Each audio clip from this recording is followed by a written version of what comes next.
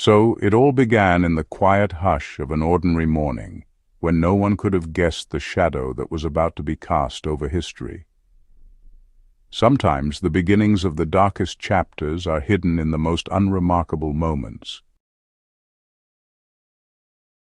In the gentle chill of a late April morning in the year 1889, the world remained unaware that history, dark, tumultuous, and irreversible, was quietly being rewritten. In the small Austrian town of Braunau am Inn, nestled snugly on the border between Austria and Germany, a child was born to a customs official and his much younger wife. His name was Adolf Hitler. Braunau was a quiet place, a place where the sounds of the church bell marked time more faithfully than any clock, where people greeted each other in soft Bavarian tones, and where life seemed to carry on in a reliable, unremarkable way. The town sat in the arms of the Inn River, a soft, winding body of water that drew a line between the Austrian Empire and the German frontier.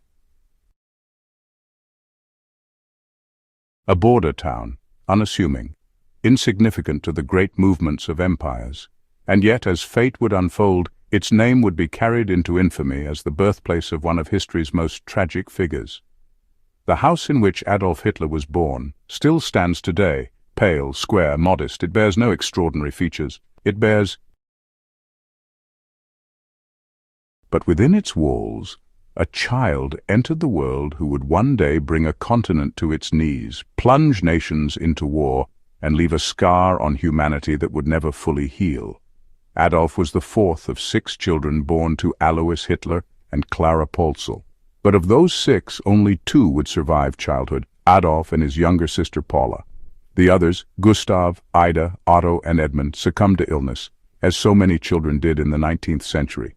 This loss marked his early life with a sense of fragility, of impermanence.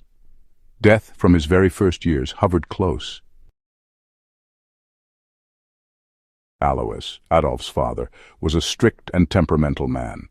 A mid-level official in the Austrian customs service, he was stern, often cold, a man defined by rules, order, and his own pride. His career had lifted him from humble beginnings. Born illegitimate himself, Alois had changed his surname. Born Alois Schicklgruber, he later adopted the name Hitler, a variation that blurred into obscurity in old parish records. Perhaps it was shame, perhaps ambition, perhaps both. Clara, Adolf's mother, was the opposite, kind, soft-spoken, gentle. She adored her son. He called her my dear little mother, and even in his final hours, decades and oceans of cruelty later, it would be her memory, her name, that would soften his last whispers. The dynamic in the household was a strange contrast, a father obsessed with obedience and hierarchy, and a mother whose love knew no boundaries. Alois demanded discipline. Clara offered warmth, and in the space between them, the boy Adolf began to form his understanding of the world, one of control, affection, dominance, and retreat. The young Adolf wasn't exceptional, at least not at first glance. He was curious, energetic, and at times defiant. In school he performed well early on, but as he grew older, his interest in rigid academic structure faded. He preferred sketching, reading, dreaming. He would stare out of windows for hours, fascinated by architecture, enchanted by heroic German tales and operas, especially those of Richard Wagner, whose music filled young Adolf's mind with epic visions of destiny, struggle, and ancient greatness. The family moved often, from Braunau to Passau to Lambach to Leonding near Linz. Each move dictated by Alois's postings, each new town offering a slightly different backdrop to the evolving inner world of the boy.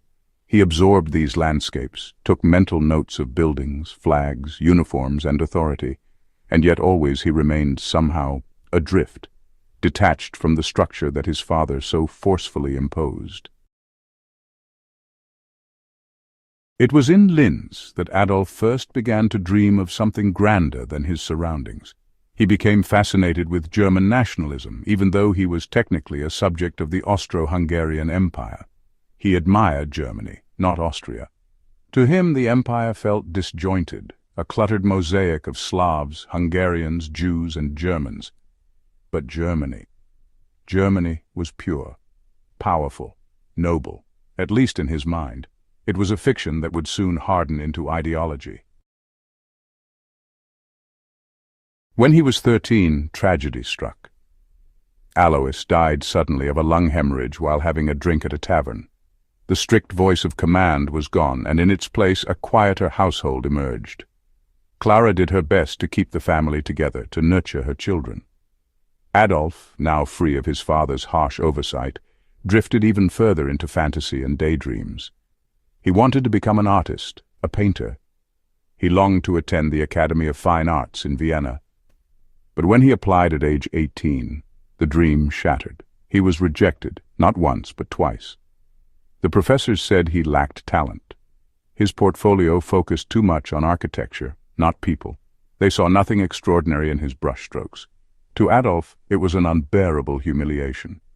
He would later write in Mein Kampf that these rejections were some of the most painful moments of his life. Vienna was harsh to him. He stayed in cheap lodgings, sold postcards, drifted in and out of men's hostels. The city was vast, diverse, modern.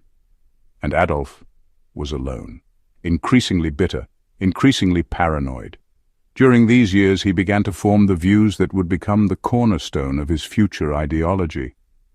He grew to resent the cosmopolitanism of Vienna, its Jews, its Marxists, its liberals, its elite. He saw conspiracies, not complexity, patterns, not people. He began reading anti-Semitic newspapers, most notably those published by figures like Karl Lueger, Vienna's populist mayor, who blended politics with race-based rhetoric. Adolf internalized these messages. Slowly, hate began to coalesce into ideology. His resentment of poverty, of failure, of humiliation needed a direction. And in the Jews, the Marxists, and the intellectuals, he found his scapegoats. And still, beneath it all, he wrote letters to his mother. Kind letters, loving ones. She was his only anchor. But in 1907, Clara was diagnosed with breast cancer. Adolf cared for her during her final months. She died just before Christmas. He was devastated. The Jewish doctor who treated her, Dr. Edward Bloch, would later say that he had never seen a son grieve so deeply. Years later, when Hitler had risen to power, Dr. Bloch would be one of the very few Jews given protection by the regime, likely because of that early bond. A small, contradictory detail in a life otherwise governed by hatred and destruction. As Hitler wandered through Vienna, rejected and unseen, the world around him was changing rapidly. The great powers of Europe were drifting toward war. Nationalism, militarism, and empire were on a collision course. Adolf's personal failures were now matched by the crumbling of the old world order. And when World War I broke out in 1914, it would become the crucible that transformed him from a failed artist into a soldier, and eventually into something far darker. But those moments were still in the future. For now, he remained a figure forming in silence, a shadow beginning to stretch, a life unremarkable on the surface, but beneath it, grievance, ideology, myth, and a growing hunger for purpose. As the candlelight flickers low in the quiet corners of Braunau, we leave the boy alone, wandering, unchosen. Not yet the monster history would remember. Just a man, wounded, bitter, directionless, waiting for a war to give him meaning.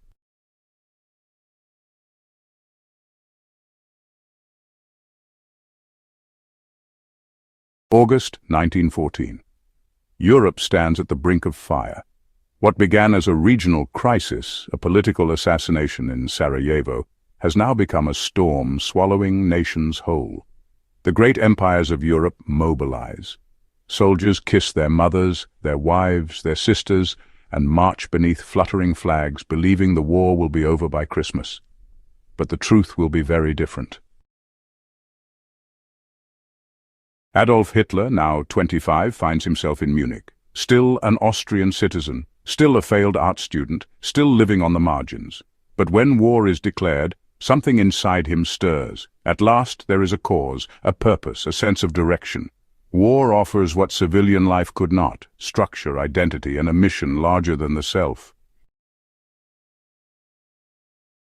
He rushes to enlist, not in the Austrian army but in the German one. A rare exception is made.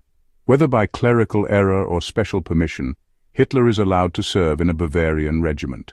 The irony is thick, an Austrian fighting for Germany, but to him it feels right. He does not see borders, he sees race, he sees unity in German blood. And so, in the early months of the war, he dons the grey-green uniform of the German Imperial Army and becomes a soldier of the 16th Bavarian Reserve Infantry Regiment, also known as the List Regiment. A new chapter begins. The Western Front, a ribbon of death stretching from the North Sea to Switzerland. Here, the war becomes static. Trenches are dug, deep scars in the earth filled with mud, rats, lice, and the constant echo of distant shellfire. The world above ground is deadly. The world below is barely livable. In this place of unending gray, soldiers lose time, lose friends, lose parts of themselves. Hitler serves primarily as a messenger, running between command posts under fire, carrying orders across no man's land. It is dangerous work, and yet he thrives in the discipline, the routine, the hierarchy. For perhaps the first time in his life, he feels he belongs. He is quiet, solitary. Other soldiers find him odd. He doesn't drink, doesn't smoke, reads books obsessively, carries himself with a kind of aloof seriousness. They nickname him the artist or the little corporal. He keeps to himself. He writes letters to friends, letters that begin to reflect a hardened patriotism and almost religious devotion to the German cause. In 1914, he fights at Ypres, one of the war's most brutal battles. Tens of thousands die. The green fields of Belgium turn red. He is wounded in the leg and sent to recover. But he returns, eager to fight again. In 1916, during the Battle of the Somme, he receives the Iron Cross, second class. Later, in 1918, he is awarded the Iron Cross, first class, a rare honor for a corporal, typically reserved for officers. It is signed by a Jewish superior officer, Hugo Gutmann. Another irony history would later stain with darkness. Through 4 long years, Hitler witnesses horrors that really defy understanding. Gas attacks that melt lungs, bodies strewn across barbed wire, night after night in trenches so waterlogged the dead are buried standing. And yet, he does not break. If anything, the war solidifies his worldview. He sees cowardice, weakness, and betrayal not in the enemy trenches, but in his own society, back home in Berlin and Vienna. By 1917, morale collapses. The German home front begins to starve. The people protest. Strikes erupt. Mutinies. The old order begins to fracture. Marxists rise. The monarchy falters. Germany's defeat becomes, inevitable. And then, October 1918. Near the town of Wervik, Hitler is blinded by a British mustard gas attack. He is evacuated to a hospital in Passwalk. There, in the sterile quiet, while his eyes remain bandaged, he hears the news. Germany has surrendered. The Kaiser abdicates, the empire dissolves, a republic is declared, revolution swirls in the streets. For Hitler, this is not just defeat, it is betrayal. He cannot accept it. To him, the German army was never defeated in the field.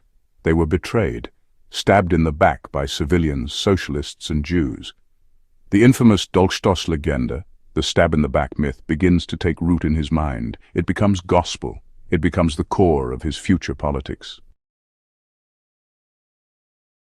At the war's end, Hitler is discharged from the hospital and returns to a Germany unrecognizable from the one he had left.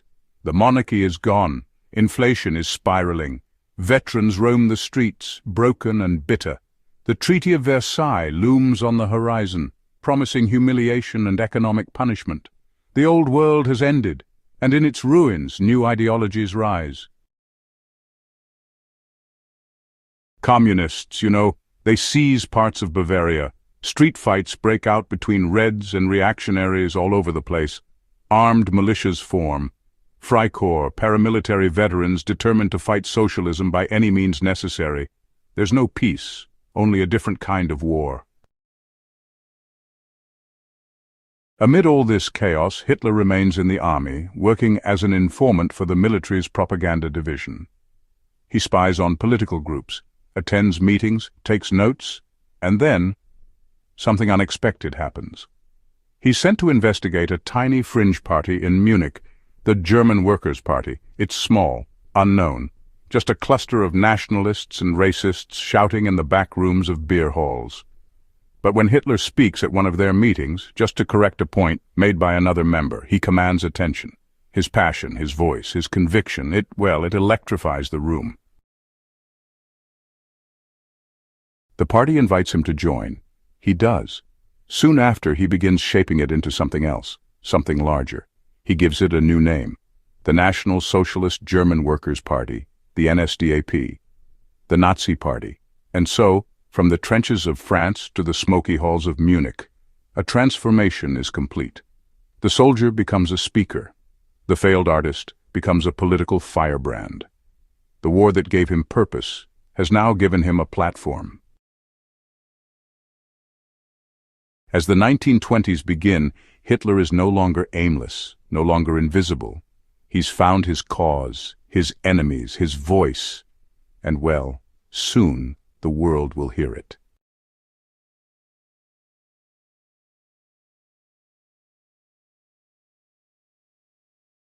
Germany, 1919.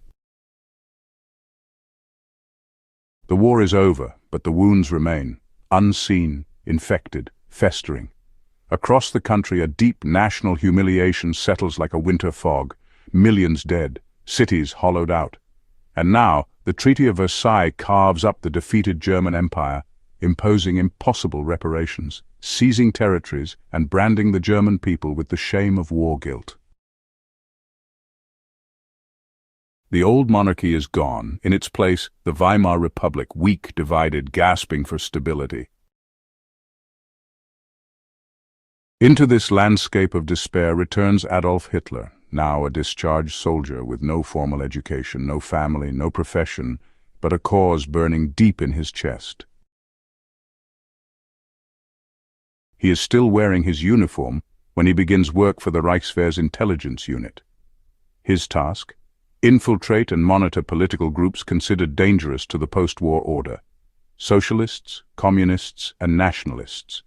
It is supposed to be a temporary assignment, surveillance, observation, nothing more. But fate is watching. On September 12, 1919, Hitler attends a meeting of a tiny fringe organization, the German Workers' Party. He sits quietly at first. The discussion meanders through the familiar themes of the day: anti-Versailles rhetoric, nationalism, resentment toward the bourgeoisie and Jews. Then a participant suggests the separation of Bavaria from Germany. Hitler rises. He speaks with such intensity, such fire, that the room stills. His voice rises and falls with the cadence of conviction, his hand gestures sharp and deliberate. He dismantles the man's argument with logic wrapped in fury. The party's founder, Anton Drexler, is impressed. He offers Hitler membership on the spot. At first, Hitler hesitates. But, within days, he joins as member number 555. The numbering was, artificially inflated to make the group seem larger than it was. In truth, he's actually one of only a few dozen men in a collapsing pub-based movement. But Hitler sees potential. He recognizes that in post-war Germany, political chaos is not a curse. It is in fact an opportunity. The people are angry, starving, disoriented. They're searching for meaning, for leadership, for revenge. And Hitler, for the first time in his life, has found an audience that listens. Quickly, he takes control. He begins speaking regularly, first in beer halls, then in larger venues. His speeches are not intellectual, they are emotional, visceral. He speaks to pain, to shame, to rage. He blames the Jews, the communists, the November criminals who signed the armistice, the bankers, the international elite. The crowd responds with roaring applause. In February 1920, Hitler helps rebrand the group. It is no longer just the German Workers' Party. It becomes the National Socialist German Workers' Party, the NSDAP. The term Nazi, a derogatory slang at the time, will one day become a global symbol of terror. The party introduces its 25-point program: rejection of the Versailles Treaty, revocation of citizenship for Jews, a strong central government, nationalization of industries, expanded welfare for ethnic Germans, and, well, the glorification of labor and sacrifice. The mixture is strange: anti-capitalist, anti-communist, hyper-nationalist, a stew of ideas that defies traditional politics. But it resonates, it grows. By 1921, Hitler becomes party chairman. He forms the SA, the Sturmabteilung, or Storm Detachment. It's a paramilitary wing made up of angry ex-soldiers, bruisers, and nationalists. They wear brown uniforms, march in step, and, well, break up opposition rallies with fists and boots. The SA becomes both sword and shield, protecting Nazi events and enforcing party loyalty. That same year, Hitler delivers a speech in Munich that draws thousands. The crowd stretches around the block. Inside, he raises his voice to a fever pitch. His words explode like gunfire. He is no longer just a voice in a beer hall. He is a movement. But the nation is unstable. Hyperinflation sets in. The German mark collapses. Wheelbarrows of currency buy a single loaf of bread. Savings vanish. Wages mean nothing. Families burn money for warmth. The middle class, the backbone of German society, falls into despair, and with despair comes desperation. In this crucible, radicalism thrives. On the left, communists plot revolutions. On the right, Freikorps militias, monarchists and fascists grow bolder. Political assassinations increase. Government ministers are murdered in broad daylight. Germany teeters on the brink of anarchy. And, well, Hitler sees his chance. Inspired by Mussolini's march on Rome, Hitler decides to seize power by force.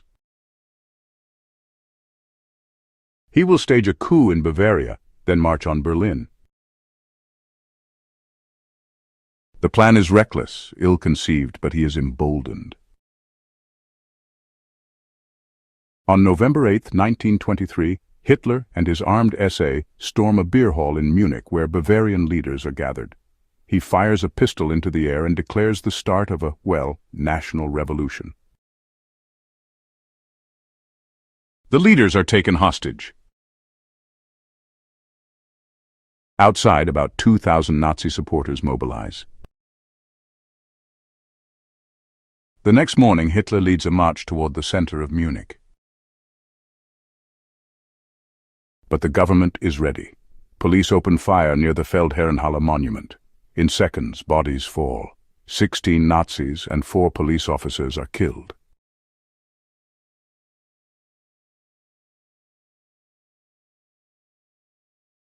Hitler dives to the ground, dislocates his shoulder, and then flees the scene, hiding in a friend's attic. The Nazi Party is banned, its leader arrested for treason. But failure once again becomes opportunity. At his trial, Hitler turns the courtroom into a stage. He speaks for hours, denounces the Republic, declares himself a patriot, a martyr, a voice for the people. The judges are sympathetic. Instead of death or life in prison, Hitler is sentenced to just 5 years. He will serve only 9 months in a comfortable cell with daily visitors, writing privileges, and warm meals. It is there in Landsberg prison that Hitler begins to dictate Mein Kampf, My Struggle, a rambling, disjointed manifesto that blends autobiography, racial theory, and political strategy. It is unreadable to many, yet prophetic in parts. He outlines his hatred of Jews, his plans for German expansion, his belief in a coming struggle between races. So, the world, well, it just sort of shrugs. The book sells only modestly, but, Hitler isn't discouraged. When he's released in 1924, the Nazi Party is in disarray, but he isn't. Now he's more focused, more strategic. He realizes that power won't come through brute force, it has to come through politics, media, persuasion. The next chapter of his rise will be slower, but, far more dangerous. For now he waits, rebuilds, observes. The seeds have been planted, the soil has been prepared. And somewhere deep beneath the surface of a broken Germany, those seeds begin to take root.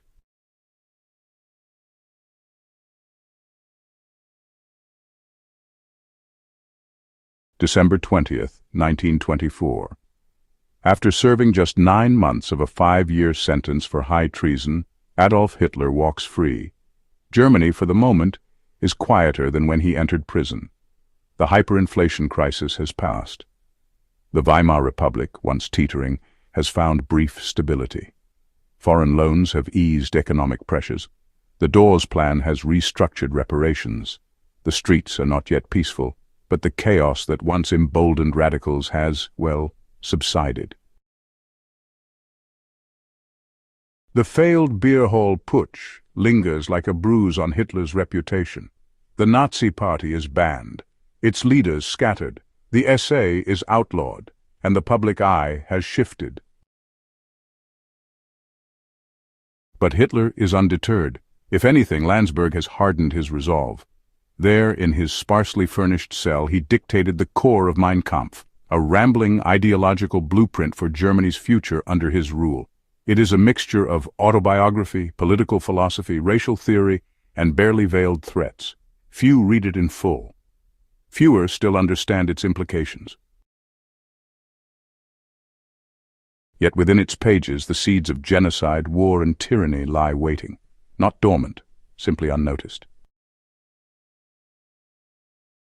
Back in Munich, Hitler regroups. First, he re-establishes control of the National Socialist German Workers' Party, though, legally, it cannot yet operate. Using intermediaries and coded language, he begins laying the groundwork for a return. The ban will eventually be lifted under political pressure, and when it is, Hitler wastes no time. In 1925, he publicly renounces revolution by force. This is a crucial shift. No more street coups, no more bold marches in uniform columns. Now the path to power lies through legality, through ballots, through media, and, the slow corrosion of the democratic order. Hitler's rhetoric changes, but only on the surface. Behind closed doors, the strategy remains the same. Use the system to destroy the system. He rebuilds the Nazi Party from the ashes. A new organizational structure is designed. It's top-down, centralized, and honestly militaristic in nature. Hitler is not just a speaker. He is now the unquestioned Führer, the leader, the authority. Beneath him, layers of loyal officers handle propaganda, recruitment, and party administration. He delegates power carefully, always ensuring no one becomes indispensable. Loyalty to Hitler becomes the highest virtue. The SA is quietly reformed. Its old brown-shirted thugs return, now acting with, well, greater discipline. They still intimidate, still march, still clash with communists in the streets, but now they are instructed not to provoke open conflict, only to demonstrate strength. The SA grows rapidly under the leadership of Ernst Röhm, a former officer with a taste for power and a deep admiration for Hitler. But you know, it is not the SA that becomes Hitler's most powerful weapon, it is words. Propaganda becomes the lifeblood of the Nazi movement. Newspapers, leaflets, posters, every medium is weaponized. The party's official newspaper, Völkischer Beobachter, begins regular publication again. Its articles are inflammatory, anti-Semitic, nationalistic. The Nazi aesthetic emerges: red banners, black swastikas, Gothic fonts. Every image designed to evoke order, tradition, power, and, well, rage. In 1926, Hitler introduces the Hitler Youth, a paramilitary organization for children and teenagers. It starts small, but its purpose is clear: indoctrinate early. Shape the minds of the next generation before others can. Teach them loyalty, discipline, the glory of struggle.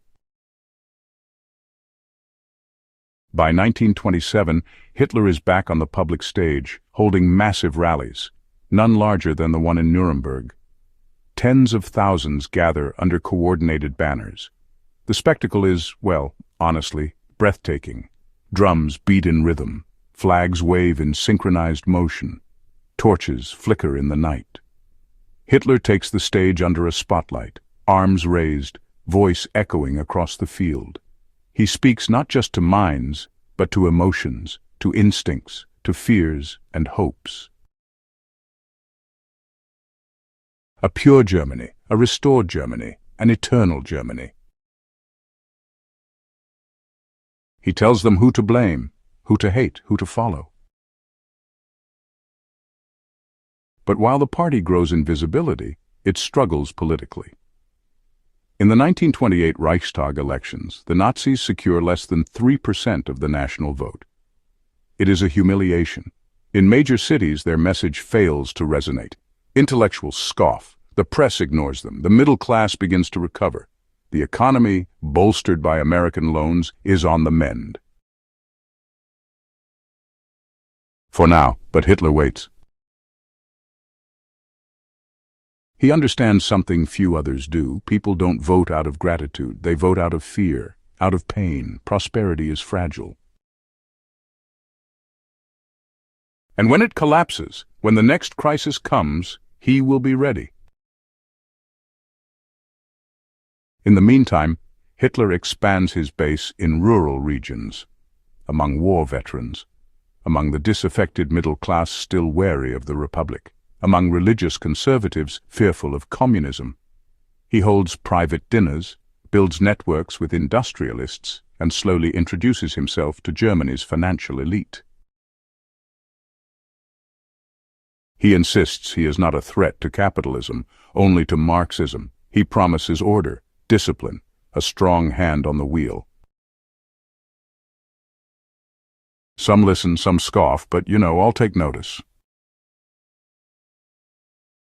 Behind the scenes, Hitler crafts his public image meticulously. He is never photographed with alcohol, never shown relaxing, always in uniform, always serious, always above the fray. To his followers, he becomes a kind of secular prophet, an embodiment of destiny. But his anti-Semitism never fades. It simmers beneath every speech, every pamphlet, every policy suggestion. Jews, he claims, are parasites, corrupting the blood of the nation, pulling the strings of finance and communism alike. The poison spreads slowly, but it spreads. By 1929, the Nazi Party has grown dramatically. Membership surpasses 100,000. The SA numbers in the tens of thousands. Hitler's name is known across the country. His speeches are quoted by supporters and critics alike. And then, fate strikes again. In October 1929, the United States stock market crashes. The Great Depression begins. Within just a few months, Germany's fragile economy collapses once more. Banks fail, businesses shutter, unemployment soars, and, breadlines stretch for blocks. All the old fears return: hunger, chaos, despair. The Weimar Republic stumbles, and as it does, Hitler steps forward, not as a radical, but as a solution. He offers scapegoats, promises, certainty. He tells the people, "You were betrayed. I will restore your honor. Follow me, and Germany will rise again." They begin to believe.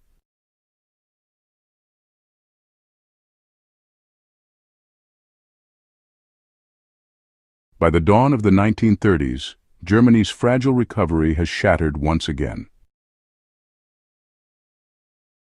The Great Depression, born in the ashes of a collapsing Wall Street, sweeps across the globe like a dark tide. In Germany, the effect is immediate and devastating.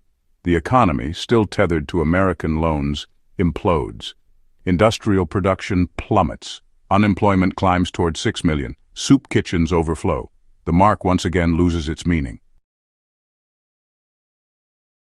The people, tired, hungry, humiliated, search for answers. And Adolf Hitler, waiting patiently in the wings for just this moment, steps into the light. His voice is louder now, his gaze more piercing, his uniform sharper. He no longer resembles the failed revolutionary of 1923. He is transformed, crafted into a symbol of national rebirth. He does not walk into rooms, he enters with intent, surrounded by party officials, photographers, loyal guards. His words are short, rehearsed, cut from steel. In September 1930, Germany holds elections. The Nazi Party surges, from 12 seats in the Reichstag to 107. It is a political earthquake. No longer a fringe movement, the NSDAP is now the second largest party in Germany. The swastika is no longer just a symbol for radicals, it has entered the mainstream. And Hitler, though still without formal power, becomes a voice that cannot be ignored. What makes this ascent so potent is its strategy. The Nazis present themselves not as extremists but as nationalists, as defenders of tradition, of order, of jobs and pride. They do not campaign with nuance. They campaign with emotion. Their slogans are simple. Germany awake. One people. One Reich. One Führer. Freedom and bread. Their enemy is also simple. Communism. The Jews. The Versailles system. The elites in Berlin. Foreign influence. A world that had humiliated Germany after the First World War. And yet, the Nazi appeal is not just built on rage. It is built on illusion. They promise a future, a rebirth, a return to greatness.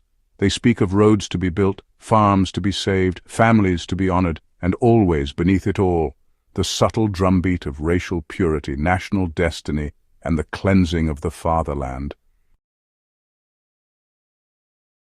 As the 1930s progress, Hitler refines his approach.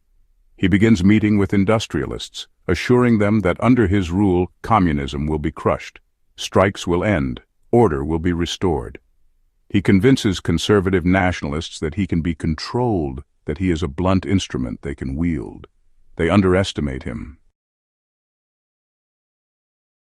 Behind the scenes, Joseph Goebbels masterminds Nazi propaganda. A master orator and manipulator, Goebbels tailors the Nazi message for every region, every class, every fear. Newspapers are filled with images of Hitler, stern, focused, visionary. Radio broadcasts carry his voice to distant villages. The SA continues to grow. Now numbering hundreds of thousands, they march through cities in disciplined columns, clashing with communists, intimidating opposition and projecting strength. But they are unruly, violent, and in Hitler's mind increasingly dangerous. By 1932, the stakes grow higher. That year, Germany holds its presidential election.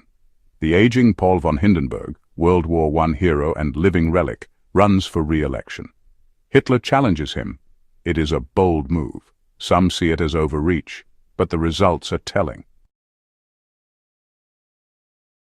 Hitler loses, but he wins more than 13 million votes. The Nazi movement is now a political juggernaut. Hitler isn't just a radical shouting in beer halls anymore. He's a legitimate contender for the highest office in the land.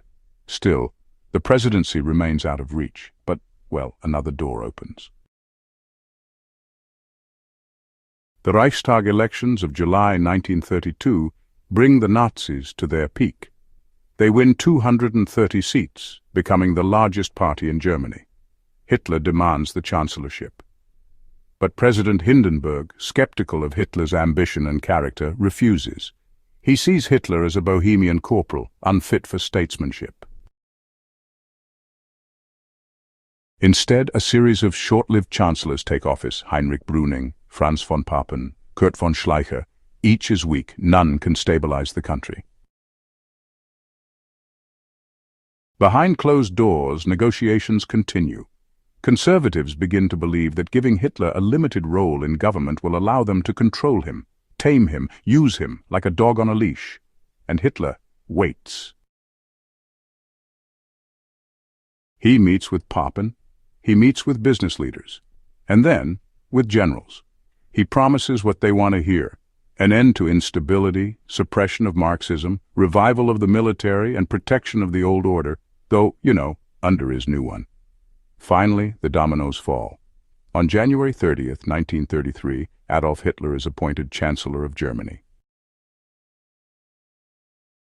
It is done not through revolution, but through negotiation, through backroom deals, through legal procedures. The Republic dies not with a bang, but with signatures on parchment. In the streets of Berlin, torch-lit parades are held. The Nazis celebrate with pageantry and song. To many Germans, it feels like hope, like victory, but it is not. It is the beginning of the end. Within weeks, the Reichstag building will burn.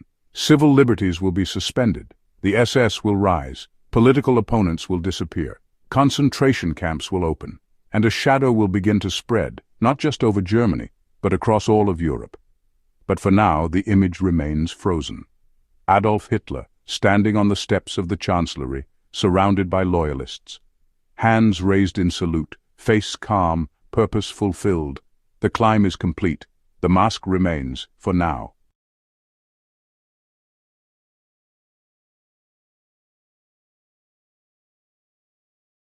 January 30th, 1933. The date Adolf Hitler is legally appointed Chancellor of the German Reich. It was not a coup, it was not a revolution. It was a decision made by politicians, businessmen, aristocrats, and generals who believed they could control him. They were wrong. Outside, crowds cheer in the streets. Torchlit parades march through the Brandenburg Gate. Swastika banners ripple in the winter wind. To many Germans, this is a moment of rebirth. A promise fulfilled, a future reclaimed, but they do not yet know the price. At first, Hitler speaks calmly, respectfully. He swears loyalty to the Constitution. He promises national unity, order, economic revival, a government above party lines. But beneath these words lies something far more dangerous. He is not interested in sharing power. He is not interested in compromise. He is interested in total control. And step by step he will take it.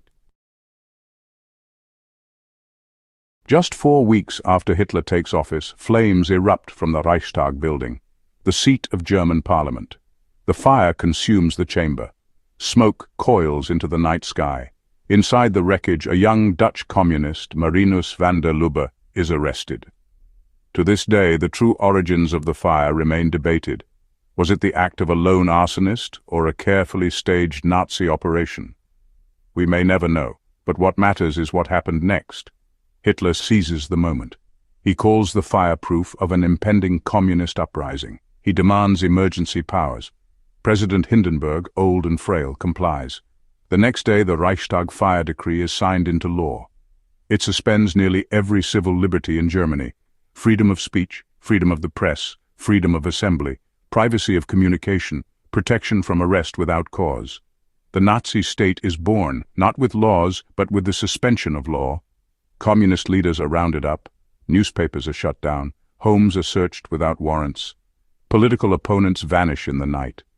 The first concentration camp, Dachau, is built within weeks, and still, Hitler claims legality. He tells the people he is protecting them, shielding them from chaos. But in truth, he is silencing dissent. With each arrest, with each suppression, his grip tightens. With fear spreading, Hitler moves toward his ultimate goal: absolute authority. He proposes a new law, the Enabling Act. It will grant him the power to pass laws without the Reichstag, without debate, without votes, effectively turning the chancellorship into a dictatorship. To pass, it needs a two-thirds majority. So Hitler strikes deals. He makes promises to centrists. He assures the Catholic Center Party that their religious schools will be protected. He intimidates Social Democrats and excludes the Communist Party from voting entirely. When the vote comes, surrounded by rows of SA men glaring from the balconies, the Reichstag passes the act. Only the Social Democrats vote against it. With the Enabling Act, democracy in Germany is extinguished, not violently but by applause. Hitler now rules by decree. In the months that follow, every facet of German life is brought under Nazi control. The process is called Gleichschaltung, coordination. State governments are dissolved and replaced with Nazi governors. Independent labor unions are abolished, replaced by the German Labor Front. Political parties are banned. Germany becomes a one-party state. Civil servants are purged of Jews and political enemies. Education is restructured to reflect Nazi ideology. The press is censored. Radio stations broadcast only approved content. Germany becomes a machine, each part calibrated to the same rhythm, each voice speaking the same words, each citizen reminded that obedience is survival. While the SA, under Ernst Röhm, remains powerful, it is undisciplined and, honestly, increasingly seen as a threat. The SA's membership balloons past 3 million. Röhm begins to speak openly of merging the SA with the army, placing himself at the head. The German military, small but elite objects, and while Hitler listens, the true power begins to shift toward the SS, the Schutzstaffel. Led by Heinrich Himmler, the SS is smaller, more disciplined, and utterly loyal. They wear black uniforms and operate in the shadows. They are not thugs like the SA. They are an elite corps of ideology and precision. Behind the scenes, tensions rise. Röhm wants revolution. He wants the Nazi movement to fulfill its promise to the working class. But Hitler is no longer a revolutionary. He is now a head of state. He needs the support of the military, the industrialists, the conservative elite. Röhm has become expendable. The Night of the Long Knives, June 30th to July 2nd, 1934. In the dead of night, the purge begins. Hitler's inner circle, the Gestapo, and the SS fan out across Germany. They knock on doors, arrest names on lists, execute without trial. Röhm is taken from his bed. So are hundreds of SA leaders. They are shot, beaten, erased. Even old enemies, former allies, and inconvenient voices are silenced. General Kurt von Schleicher, the ex-chancellor, is killed. Gregor Strasser, once a Nazi leader, is executed. Conservative skeptics vanish. By the time the sun rises, an estimated 85 people are dead. The real number may be in the hundreds. The public response? Largely silent. Some even cheer. Hitler announces he has acted to prevent civil war, that he alone has the courage to save the nation from traitors. The army applauds. In exchange for their loyalty, Hitler promises to protect their independence. The SA is broken. The SS emerges as the supreme instrument of terror. The death of Hindenburg, August 2nd, 1934. The final obstacle falls. President Paul von Hindenburg, 93 years old, frail and isolated, dies quietly at his country estate. Within hours, Hitler merges the offices of president and chancellor into one. He becomes not just the head of government, but head of state. He adopts a new title, Führer und Reichskanzler, leader and chancellor of the Reich. A national referendum is held 2 weeks later. The question is simple. Do you approve of Adolf Hitler as Führer? The propaganda is overwhelming. The ballots are watched, the pressure is immense. 90% say yes, Germany belongs to him now. In the quiet of a cold Berlin night, we return to the chancellery. The building is dim. Outside, the streets are still. Inside, Hitler walks the hall alone. Every ministry obeys his will. Every institution bows to his vision. Every law bends to his decree. The mask is gone. No longer a politician, no longer a reformer, he is a dictator. And with total power in his hands, the machinery of the state begins to move, not toward peace, but toward something darker, something far more violent, something that will set the world on fire. But for now, the world sleeps, and the shadow deepens.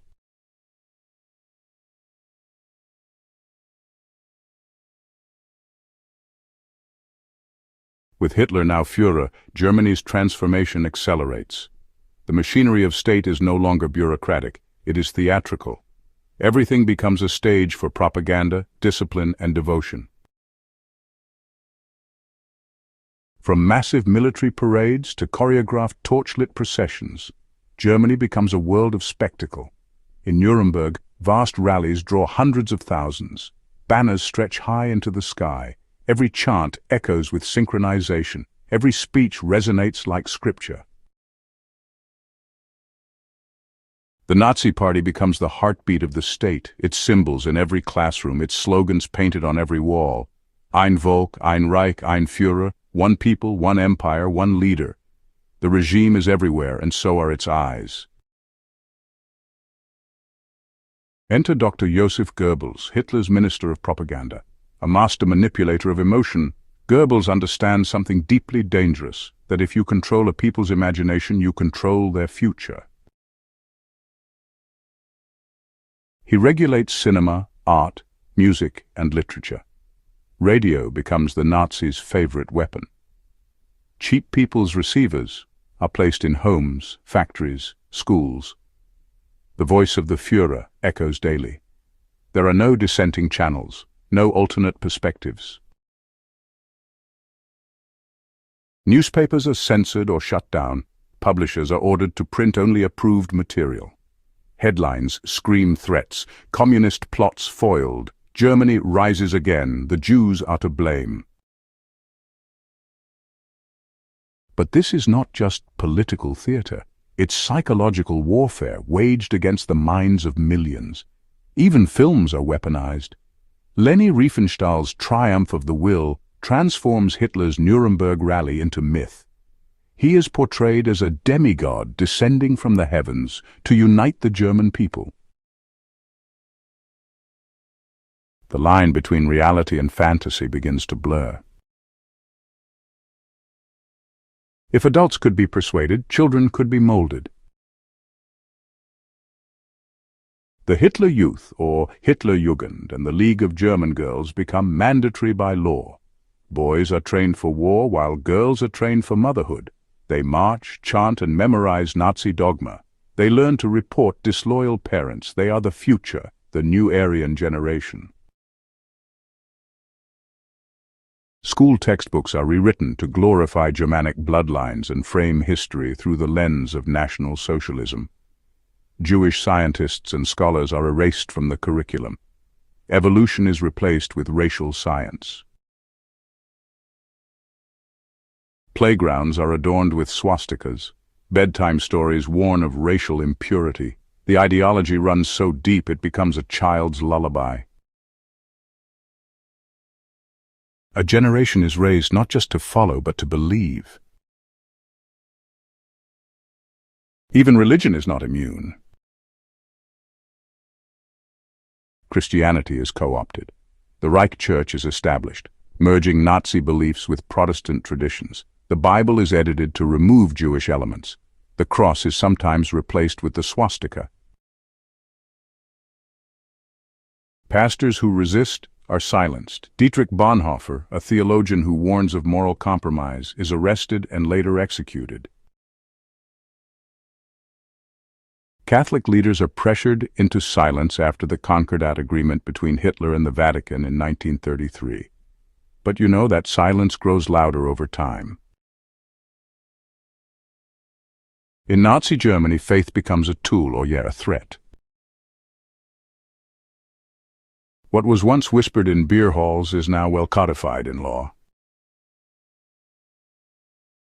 By 1935, the Nuremberg laws are passed. These racial laws, they redefine what it means to be German. Jews are no longer citizens. Jews cannot marry non-Jews. Jews are barred from government jobs, law, education, and journalism. A Jew is no longer a matter of religion, but, of blood, traced through grandparents. It is a slow exile from public life, legal, methodical, relentless. Jewish businesses are boycotted. Jewish doctors lose patients. Jewish actors are erased from screens. Even pets and playgrounds are segregated. People begin to disappear, fired, ostracized, or forced to leave. Some Germans cheer, many remain silent. Fear works better than force, and indifference becomes the regime's greatest weapon. While the SA is now a shadow of its former self, the SS and Gestapo rise in its place. The SS, under Heinrich Himmler, expands its reach. It becomes more than a personal guard, it becomes an elite paramilitary empire. The Gestapo, the secret police, monitors every whisper, every letter, every face at every café. There are no trials, just suspicion. There is no safety, just obedience. Neighbors report neighbors. Children report parents. It is no longer enough to act loyal. You must appear loyal always. And in the distance, the first whispers of deportation begin. To many Germans, the early years of Nazi rule bring real change. Unemployment falls, on paper. Public works programs like the construction of the Autobahn put people to work. Rearmament stimulates industry. The Volkswagen, the so-called people's car, is unveiled as a symbol of future prosperity. But, these achievements are shadows of something darker. Jews and political prisoners are removed from the workforce. Women are pushed out of jobs and into the home. Strikes are banned. Workers are silenced. The economy is increasingly militarized, preparing for war behind a curtain of optimism. The illusion of peace is maintained, even as factories churn out tanks and bullets. By 1936, Hitler begins to violate the Treaty of Versailles openly. He reintroduces conscription. He expands the army to over 500,000 men. He builds warplanes and submarines in secret. Then he marches troops into the Rhineland, a demilitarized zone. France and Britain protest but do not act. It is a test of the West's will. Hitler watches and sees hesitation, fear, diplomacy. To him this means weakness, and weakness is permission. In the summer of 1936, Hitler invites the world to Berlin. The Olympic Games become his propaganda showcase. Streets are scrubbed. Anti-Jewish signs are temporarily removed. Foreign visitors marvel at Germany's order, its beauty, its hospitality. But it's a mask. Behind the scenes, the machinery of persecution continues, Jews are banned from German athletic teams, Dissidents are arrested to clean up the image. The press is carefully curated. Still, cracks appear.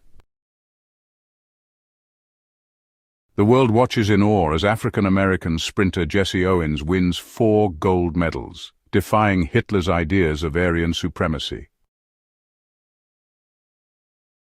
It's a moment of quiet resistance, but it doesn't stop the storm. In March 1938, Hitler moves beyond Germany's borders. His next target is Austria, his homeland.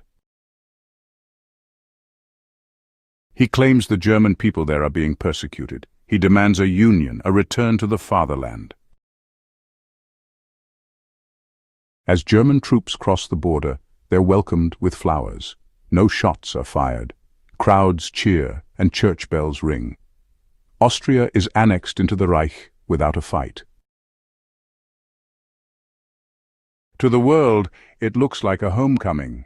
But it is an invasion in all but name.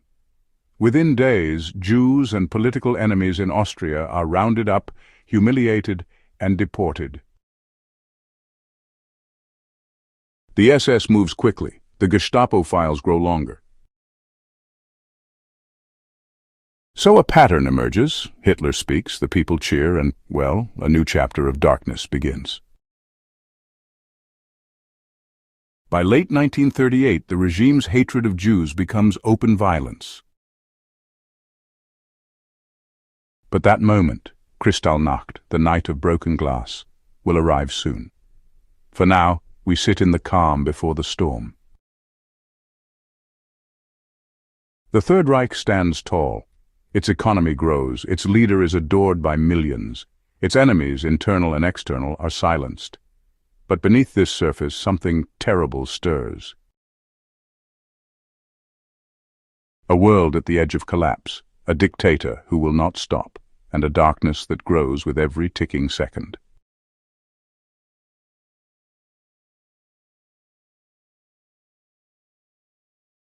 The trigger came from Paris. In November 1938, a 17-year-old Polish-Jewish refugee named Herschel Grinspan walked into the German embassy. Desperate, angry, and filled with anguish after learning that his parents and thousands of Jews had been expelled from Germany and left stateless at the Polish border, he drew a revolver. He shot Ernst vom Rath, a German diplomat. For the Nazi regime, this isolated act became an opportunity, a spark to ignite orchestrated fury. Goebbels seized it immediately. He whispered to regional leaders, "Let the people take revenge." The Gestapo and SS stood ready. What followed was not random. It was planned, timed, approved from the highest levels. In the cold hours of November 9th and 10th, 1938, Germany and Austria descended into coordinated anti-Jewish violence. Over 7,500 Jewish businesses were smashed and looted. Nearly 300 synagogues were set ablaze. Jewish homes were broken into, schools ransacked, cemeteries desecrated. Firefighters were ordered to let synagogues burn, unless Aryan properties were at risk. 30,000 Jewish men were arrested and sent to concentration camps like Dachau, Buchenwald, and Sachsenhausen. The streets were littered with glass. It glittered under the moonlight like crystal, hence the name Kristallnacht. But this was not about property. This was about terror. About showing Germany's Jews that they no longer had a future, only fear. And the world watched. Foreign newspapers condemned the violence. Embassies issued formal protests. Even U.S. President Franklin D. Roosevelt recalled his ambassador from Berlin. But no country intervened. No sanctions were passed. No military action was taken. The United Kingdom and France, still reeling from the trauma of World War I, offered refuge to only a handful of Jewish children. Most doors stayed shut. The Nazis saw this, and they learned something dangerous. The world would tolerate horror as long as it was slow. After Kristallnacht, Jewish life in Germany entered its final stages of erasure. Jews were fined 1 billion Reichsmarks to pay for the damages inflicted upon them. They were barred from owning businesses, attending school, or entering public parks and theaters. Jewish passports were marked with a red J. Men were required to take the name Israel, women Sarah. Many tried to flee, but emigration became nearly impossible. Countries closed their borders, visas became scarce, bribes increased, families were torn apart, some leaving everything behind, others left with no way out. And as the walls closed in, Hitler looked outward. His ambitions were not only racial, but imperial. From the very beginning, Hitler had promised to make Germany great again. But you know, greatness in his eyes meant expansion. He called it Lebensraum, living space. His vision was to conquer the East, displace its people, and repopulate the land with Germans. A new Aryan empire stretching across Europe. To achieve this, he needed to keep moving, before Germany's enemies had time to react. In 1938, he had taken Austria. Now, his sights turned to Czechoslovakia. In the western part of Czechoslovakia lay the Sudetenland, a region with a significant German-speaking population. Hitler claimed they were oppressed. He demanded their liberation. Tension mounted. Czechoslovakia was prepared to fight. France had pledged support. Britain too was watching, but Hitler played a different game. He hosted British Prime Minister Neville Chamberlain, along with French leaders, in Munich in September 1938.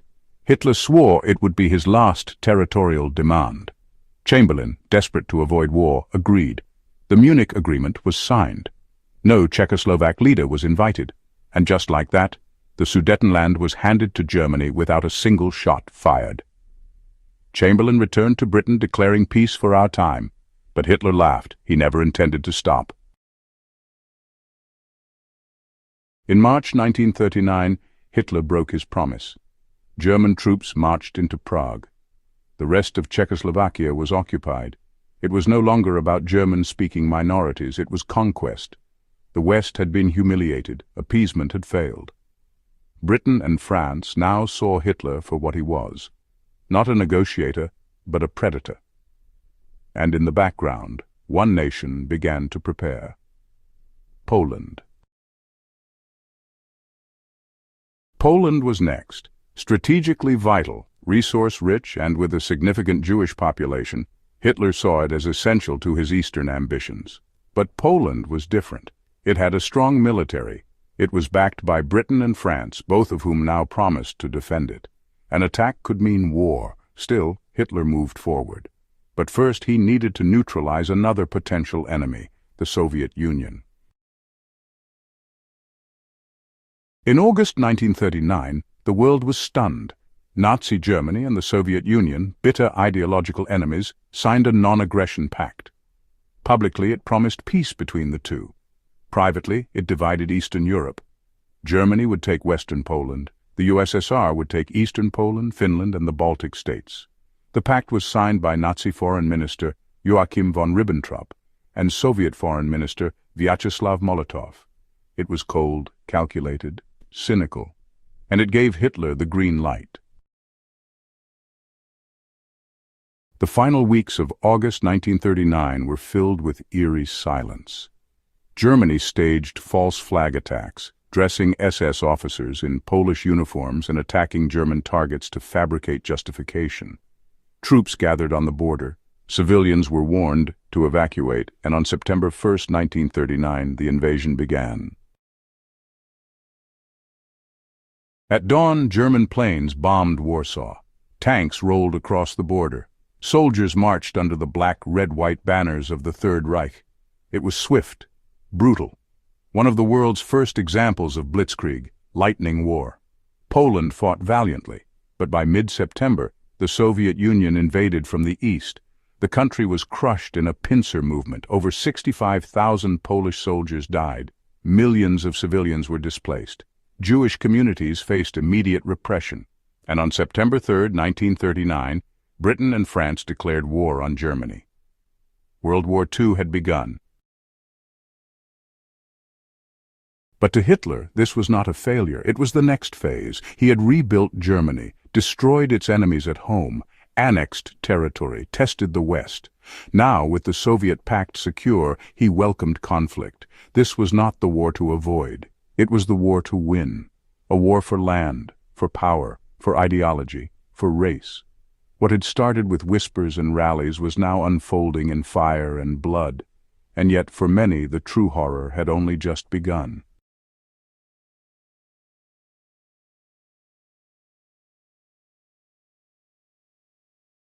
After Britain and France declared war on Germany on September 3, 1939, many expected immediate battles across the Western Front.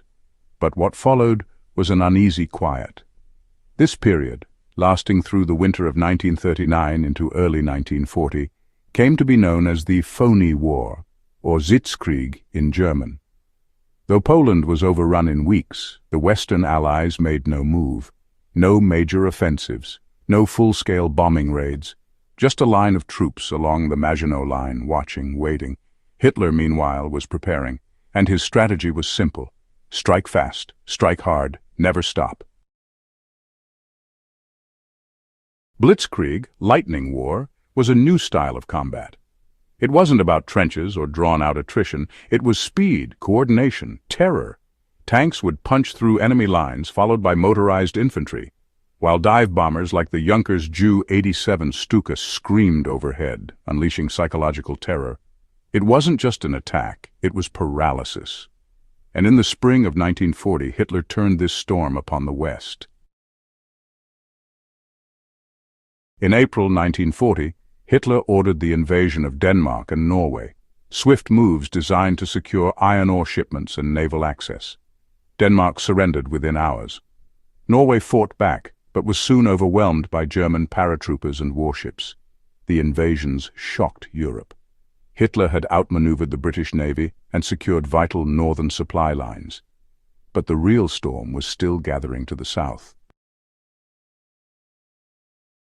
On May 10, 1940, Germany launched Fall Gelb, the plan to conquer France. Most French and British forces expected a replay of World War I, a push through Belgium into the fortified Maginot Line. But Hitler had a different plan. Instead, he sent Army Group A through the dense and poorly defended Ardennes forest, a region believed to be impassable to tanks. It wasn't. In days, German panzers reached the Meuse River, crossing it with speed and fury. The Allies were stunned. The French army, once considered the finest in Europe, faltered. The British Expeditionary Force, BEF, was cut off. Civilians fled by the millions, and Hitler pressed on. As German forces closed in on the trapped British and French troops near the port of Dunkirk, disaster loomed. But in one of history's most dramatic evacuations, a flotilla of over 800 vessels, warships, fishing boats, private yachts, crossed the English Channel. From May 26 to June 4, 1940, over 330,000 Allied troops were rescued in what became known as the Miracle of Dunkirk. It was a retreat, but it preserved the backbone of British resistance. Still, France would not be saved. On June 14, 1940, German troops entered Paris unopposed. The City of Lights, so often a symbol of art, culture, and resilience, was now under the swastika. Just days later, France signed an armistice with Germany. The country was split. Northern France and the Atlantic coast were occupied by the Nazis. Southern France, governed from Vichy, became a puppet regime loyal to Hitler. In just 6 weeks, Hitler had done what Germany had failed to do in 4 years during World War I. The world was stunned. Germany now controlled nearly all of Western Europe. In a single year, Hitler had transformed from a regional dictator into the master of Europe. His armies now stood across a continent stretching from the North Cape of Norway to the beaches of Brittany. He returned to Berlin a hero. German propaganda hailed him as a genius. Crowds roared, statues rose. His popularity soared to heights unimaginable even months before. But Hitler was not finished, and across the Channel stood a defiant island, Britain. With France defeated, Hitler turned to Operation Sea Lion, the planned invasion of the United Kingdom. But first, he needed air superiority. Thus began the Battle of Britain, the first major campaign fought entirely by air forces. The Luftwaffe, led by Hermann Göring, sent wave after wave of bombers and fighters across the Channel. Britain's Royal Air Force, though outnumbered, was determined to hold the skies. Using radar, home defense coordination, and skilled pilots, including Polish and Czech volunteers, the RAF pushed back. In August 1940, Hitler escalated the assault by bombing London, hoping to break morale. But instead of submission, he inspired defiance. As bombs fell on cities, Prime Minister Winston Churchill took to the airwaves. His voice became steel in the hearts of the British people. "We shall go on to the end. We shall fight on the beaches. We shall fight in the fields and in the streets. We shall never surrender." And they didn't. By October 1940, Hitler postponed the invasion. The Luftwaffe had failed to break British resolve. It was his first major defeat. Though the invasion was called off, the bombings continued. From September 1940 to May 1941, German planes bombed British cities nightly in what became known as the Blitz. London, Coventry, Birmingham, and Liverpool were pounded. Families sheltered in underground stations. Children were evacuated to the countryside. Firemen worked through the night to extinguish infernos. Yet through it all, the British endured. And for the first time, Hitler had encountered a people he could not bend. While Hitler focused on the West, his ally, Benito Mussolini, led Italy into the war on Germany's side in June 1940. But the Italian campaigns in North Africa, Greece, and the Balkans quickly bogged down. German forces had to intervene to rescue their faltering partner. In April 1941, Hitler launched invasions of Yugoslavia and Greece, both of which fell within weeks. But these southern campaigns delayed his true objective. And in Hitler's mind, the war against the West had always been a prelude. The real war, the war for civilization itself, was to the east. Hitler had long believed that the Soviet Union was the heart of Judeo-Bolshevism, a racial and ideological enemy that had to be destroyed. Even before the ink dried on the Molotov-Ribbentrop Pact, he had planned to break it. His generals warned of risks. His advisors urged caution. But Hitler was unmoved. He called it Operation Barbarossa, named after the medieval German emperor who once marched east in a doomed crusade. The invasion of the Soviet Union would be the largest military operation in history. Over 3 million Axis troops, tens of thousands of tanks, aircraft, and artillery, all lined up on a 1,800-mile front. And on June 22, 1941, without warning, they attacked.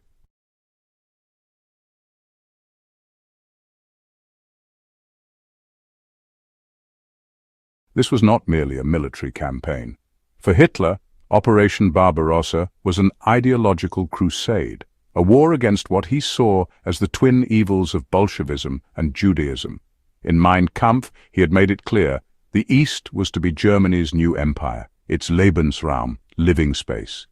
The Slavic peoples were viewed as subhuman, the Soviet system, a Jewish conspiracy, the land ripe for German colonization. It was not just conquest, it was extermination. At 3:15 in the morning, over 3 million Axis troops, 3,000 tanks, 7,000 artillery pieces, and 2,500 aircraft crossed the Soviet border. The initial shock was overwhelming. Soviet airfields were destroyed in hours. Entire divisions were surrounded and annihilated. The Luftwaffe dominated the skies. Stalin, caught completely off guard, was silent for days. He had refused to believe intelligence reports warning of an attack. When the blow came, he froze. In the early days of Barbarossa, the Red Army was in disarray. Poorly trained conscripts, outdated equipment, little coordination or preparation. German forces advanced with frightening speed. Army Group North drove toward Leningrad. Army Group Center lunged toward Moscow. Army Group South swept through Ukraine. By mid-July, hundreds of thousands of Soviet troops had been captured. The world watched in disbelief. Could the Soviet Union collapse as quickly as France had? Behind the front lines came the Einsatzgruppen, special SS death squads. Their mission: annihilate Jews, communists, Roma, and undesirables. In village after village, they rounded up civilians. Mass shootings in forests and ravines. Men, women, and children lined up, forced to dig their own graves. Executions carried out with chilling efficiency. In places like Babi Yar, over 33,000 Jews were murdered in just 2 days. This was the prelude to the Holocaust by bullets, a genocide that began not in gas chambers but in open fields. In the north, German forces encircled Leningrad by September 1941. But you know, Hitler chose not to storm the city. Instead, he ordered it starved. The siege of Leningrad would last 872 days, one of the longest and deadliest in history. No food, no fuel, no escape. Civilians ate wallpaper paste, shoe leather, even each other. Over 1 million people would die. But Leningrad held. The spirit of resistance burned beneath the frost.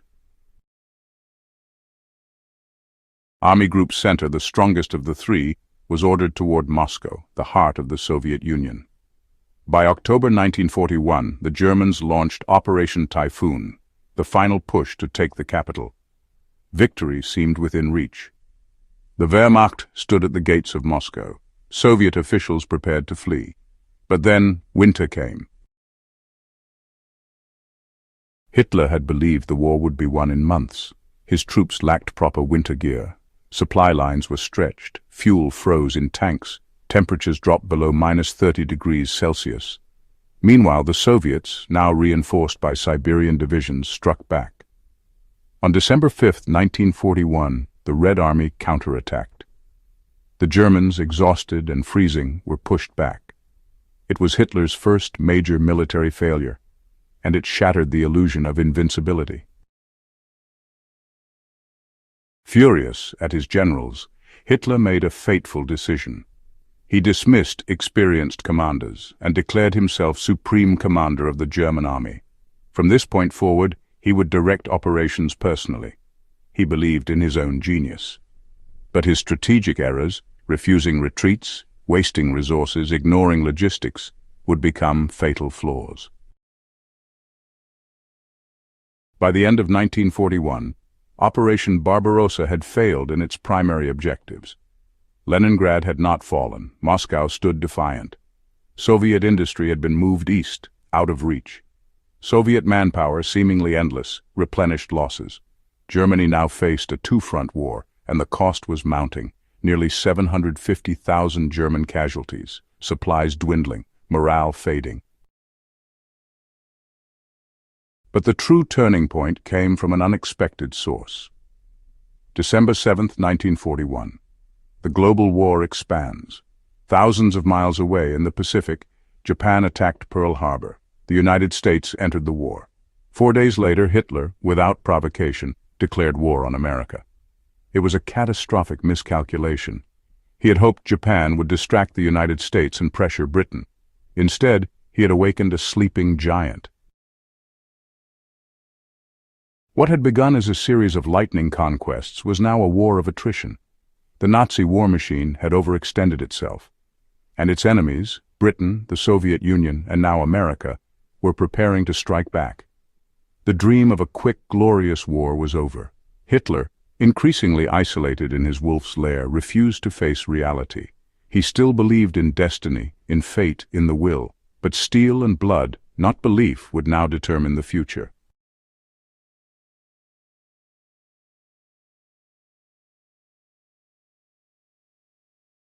Chapter 11. The Turning Tide. Stalingrad and El Alamein, 1942 to 1943. The oil of the East, Hitler's new obsession. The road to Stalingrad. Stalingrad, city of ruin. Stalin's order, not one step back. In the summer of 1942, Order Number 227 was issued, demanding that the Red Army hold their ground at all costs. Retreat was strictly forbidden. The fate of the Soviet Union, you know, really did hang in the balance. Operation Uranus, the Soviet trap. In November 1942, the Soviets launched a massive counteroffensive, encircling the German Sixth Army at Stalingrad. It was honestly a turning point in the war on the Eastern Front. The winter of starvation and death. Trapped in the freezing ruins, the German soldiers faced hunger, disease, and despair. Supplies ran out, hope faded, and, well, survival became nearly impossible. Surrender and humiliation. El Alamein Rommel's last stand. Operation Torch the Americans arrive. The Atlantic Wall and the Fortress Fantasy. It's a fascinating chapter in history, isn't it? Let's dive into the intricacies of this imposing structure and the grand illusions it represented. The bombing of Germany. The Holocaust expands. Hitler's isolation. And his time was running out.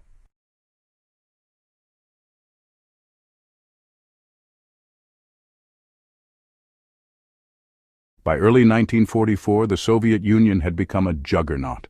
Millions of soldiers, thousands of tanks and artillery, endless lines of supplies from the vast factories of the East. Hitler had tried to bleed the USSR dry, but now it was Germany that bled. The Red Army launched Operation Bagration in June 1944, a colossal offensive in Belarus. It shattered Army Group Center. 28 of 34 German divisions were destroyed. 350,000 men lost. The Eastern Front collapsed like glass beneath a hammer. Still, Hitler refused retreat. Hitler had long expected a Western invasion. He called it the Second Front. He knew the British and Americans would strike, eventually, but where? He suspected Pas-de-Calais, the shortest point between Britain and France.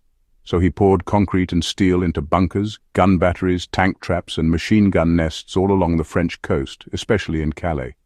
This was the Atlantic Wall, meant to be impenetrable.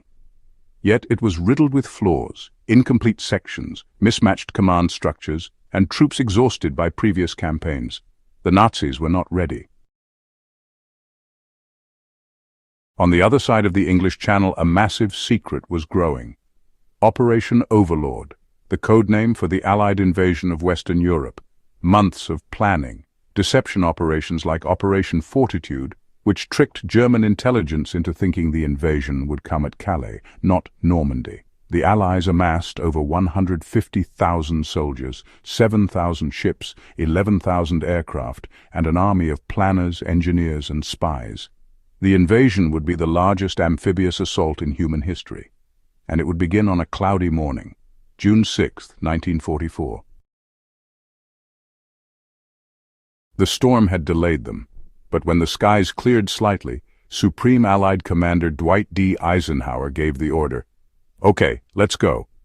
At midnight, paratroopers from the 101st and 82nd Airborne Divisions dropped into the darkness behind enemy lines. At 6:30 in the morning, waves of Allied troops landed on 5 code-named beaches: Utah and Omaha for the Americans, Gold and Sword for the British, and Juno for the Canadians. Resistance was fierce, especially at Omaha Beach, where German machine gunners tore through the first waves. Bodies littered the shore, the water ran red, but by nightfall the Allies had a foothold. Hitler, asleep when the invasion began, was slow to react. When he awoke, he refused to release panzer divisions without direct orders. Hours passed. The delay proved fatal. In the days that followed, Hitler remained indecisive. He still believed the real invasion would come at Calais. He left crack units stationed far from Normandy. The Allied forces pushed inland. They captured Caen, then Cherbourg. Soon, hundreds of thousands of Allied troops were flooding into France. The Atlantic Wall had crumbled. As the war turned against Germany, even some inside the Nazi regime began to see the truth. Hitler was leading Germany to annihilation. A group of officers, Claus von Stauffenberg, Ludwig Beck, and others, plotted to assassinate him and overthrow the government. They called it Operation Valkyrie.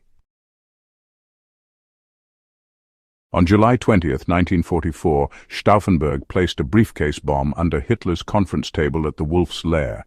At 12:42 p.m. it exploded, walls crumbled, bodies were mangled, 4 men were killed, but Hitler survived, shielded by a heavy oak table leg, bruised, burned, furious. That night, he gave a radio address with a trembling voice. "I am unhurt. I regard this as a confirmation from Providence that I must continue on the path I have taken." The purge that followed was ruthless. Over 7,000 arrested, nearly 5,000 executed, many hanged with piano wire, their deaths filmed for Hitler's enjoyment. In late August 1944, after weeks of fighting, Paris rose in revolt. French resistance fighters battled German occupiers in the streets. Hitler ordered the city destroyed. Paris must not fall alive into the hands of the enemy. It must be reduced to rubble. But his commander, General Dietrich von Choltitz, disobeyed. On August 25th, Free French forces entered the city. Crowds wept, bells rang, Paris was free. Hitler had lost the jewel of the West. With the liberation of Paris, the Western Front, well, it just disintegrated. The Allies advanced swiftly through France and into Belgium. German forces were too thin, just too broken. Their lines stretched beyond capacity, cities fell one by one. And in Germany, civilians began to see American and British bombers more often than German ones. The war had turned. The Reich was being rolled back. Desperate to strike fear into his enemies, Hitler unveiled new weapons, the V-1 flying bomb, a pilotless jet that buzzed ominously before impact. The V-2 rocket, the world's first ballistic missile. London was bombed day and night. Civilians killed in their sleep. But these weapons, though terrifying, came too late.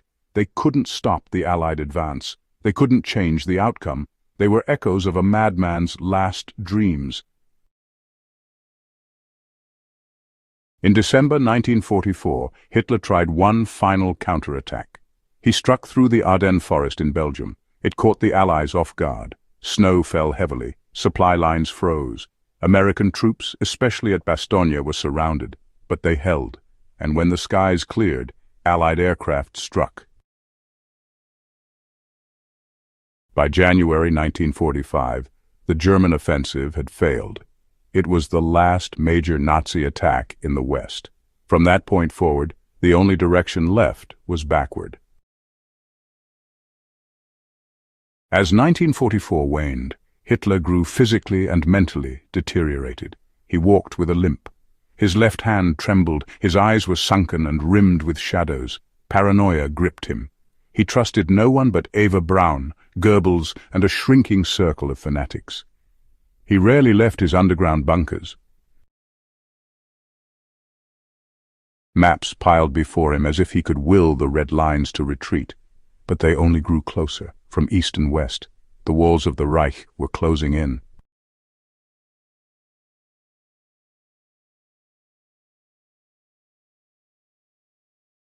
The beginning of 1945 was marked by death, not just of soldiers, but of nations, of illusions, and of a regime that had once believed itself immortal.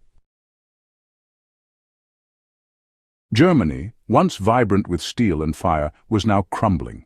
Cities like Dresden, Hamburg, and Cologne were reduced to ashes by Allied bombers. Trains no longer ran. Fuel was scarce. Civilians huddled in cellars, awaiting a war they could no longer understand. Hitler, meanwhile, had vanished from public life. He had retreated into the Führerbunker beneath the Reich Chancellery in Berlin, a concrete tomb buried deep under the heart of a dying empire. The Soviets, having broken through in the east, now aimed for the heart of the Reich. January 12, 1945. They launched the Vistula-Oder offensive, breaking German lines in Poland. By the end of January, Soviet tanks were less than 40 miles from Berlin. The Germans, desperate, conscripted boys as young as 14 and men over 60 into the Volkssturm, a militia of last resort. Poorly armed, poorly trained, yet thrown into battle nonetheless. Hitler ordered no retreats. He believed in total war, that Germany must fight to the bitter end, even if it meant the destruction of every city and soul. From the west, British forces pressed toward the Rhine. American forces pressed toward the Rhine. French forces pressed toward the Rhine. After the failed Battle of the Bulge, German resistance weakened rapidly. By March 7th, the Allies had captured the Ludendorff Bridge at Remagen, a vital crossing over the Rhine River. Soon, Allied forces poured into western Germany. The skies darkened with Allied bombers. By now, the entire German Air Force was a shadow of its former self. No reinforcements, no rescue, just endless grinding defeat. The Führerbunker was a claustrophobic labyrinth of steel doors, dim lighting, and paranoia. Adolf Hitler lived there with his inner circle Eva Braun, his longtime companion, Joseph Goebbels, the fanatical propaganda minister, Martin Bormann, his private secretary, a shrinking staff of aides, secretaries, and guards. He rarely emerged. He held chaotic military briefings, shouting at generals and moving non-existent divisions on maps. Reports of Soviet advances were dismissed as false. Reality had become irrelevant. Hitler was no longer planning victory, he was just awaiting the end. Despite the doom surrounding him, Hitler continued issuing commands. He ordered counterattacks from units that no longer existed. And well, he blamed his generals for every defeat. He believed that Germany's failure was due to betrayal, not strategy. He had stopped trusting almost everyone. But he still believed in one final vision, that if the German people could not win, they did not deserve to survive. In a chilling moment, he declared, "If the war is lost, the people will also be lost. It is not necessary to care for their survival." This was not leadership, it was vengeance.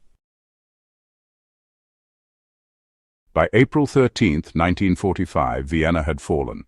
Soviet troops swarmed into Austria. In the north, the British captured Hamburg. In the west, the Americans reached the Elbe River.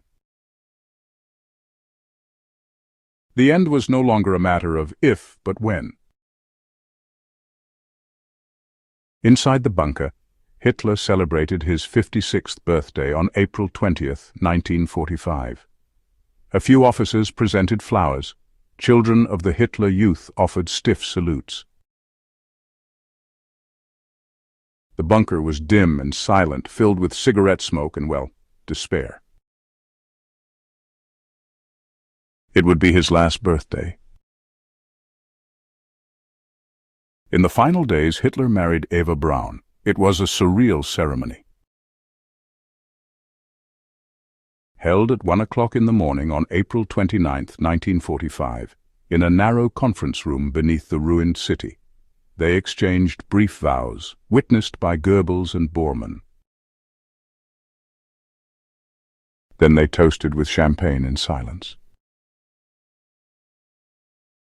Hitler gifted his personal secretary, Traudl Junge, a cyanide capsule. No music played, no flowers bloomed. They were only echoes of what had once been. That same night, Hitler dictated his last will and testament. In it, he appointed Admiral Karl Dönitz as his successor. He expelled Heinrich Himmler and Hermann Göring from the Nazi Party for trying to negotiate peace. He reaffirmed his hatred for Jews, blaming them for the war. Expressed no regret, no sorrow. He remained defiant to the end. Even in his final words there was no apology, only ideology and delusion. On the afternoon of April 30th, Hitler emerged from his private quarters. He wore a dark uniform. Eva Braun wore a blue dress. They retreated to his study. At 3:30 in the afternoon, a muffled gunshot rang out. Guards entered minutes later. Hitler was slumped on a couch, a pistol in his right hand. Eva was beside him, lifeless from cyanide. His jaw had been shattered. Blood seeped into the carpet. According to his orders, their bodies were carried into the Chancellery garden, soaked in petrol, and burned.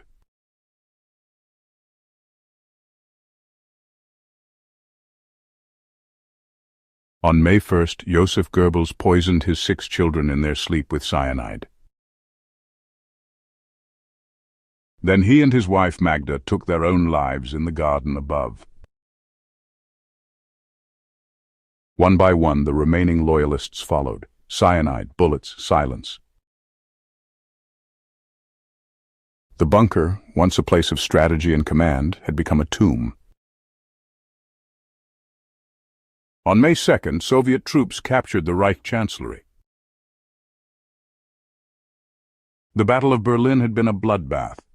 Over 75,000 Soviet soldiers killed, more than 200,000 German defenders and civilians dead.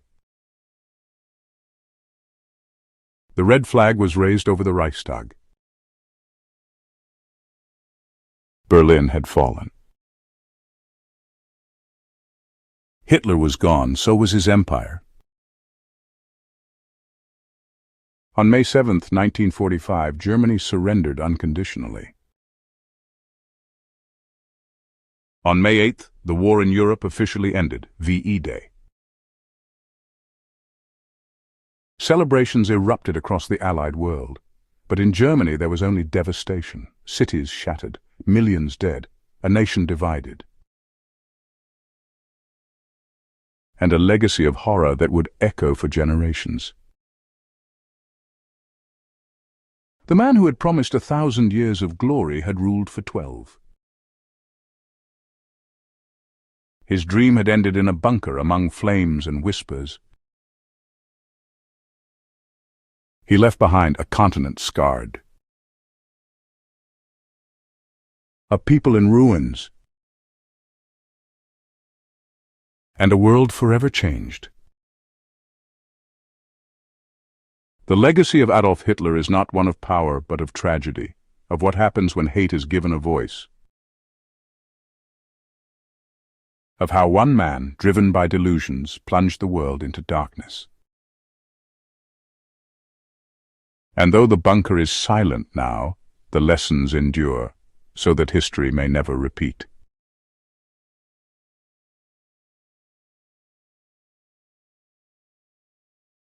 In the first weeks following Germany's surrender, Europe breathed again. But the breath was shallow. The continent was in ruins, over 60 million dead across all nations. Entire cities, Warsaw, Berlin, Dresden, reduced to scorched skeletons. Millions displaced, homeless, searching for family members, for food, for reason. No one escaped untouched, and though Hitler had died in his bunker, the world now had to face what his rule had wrought.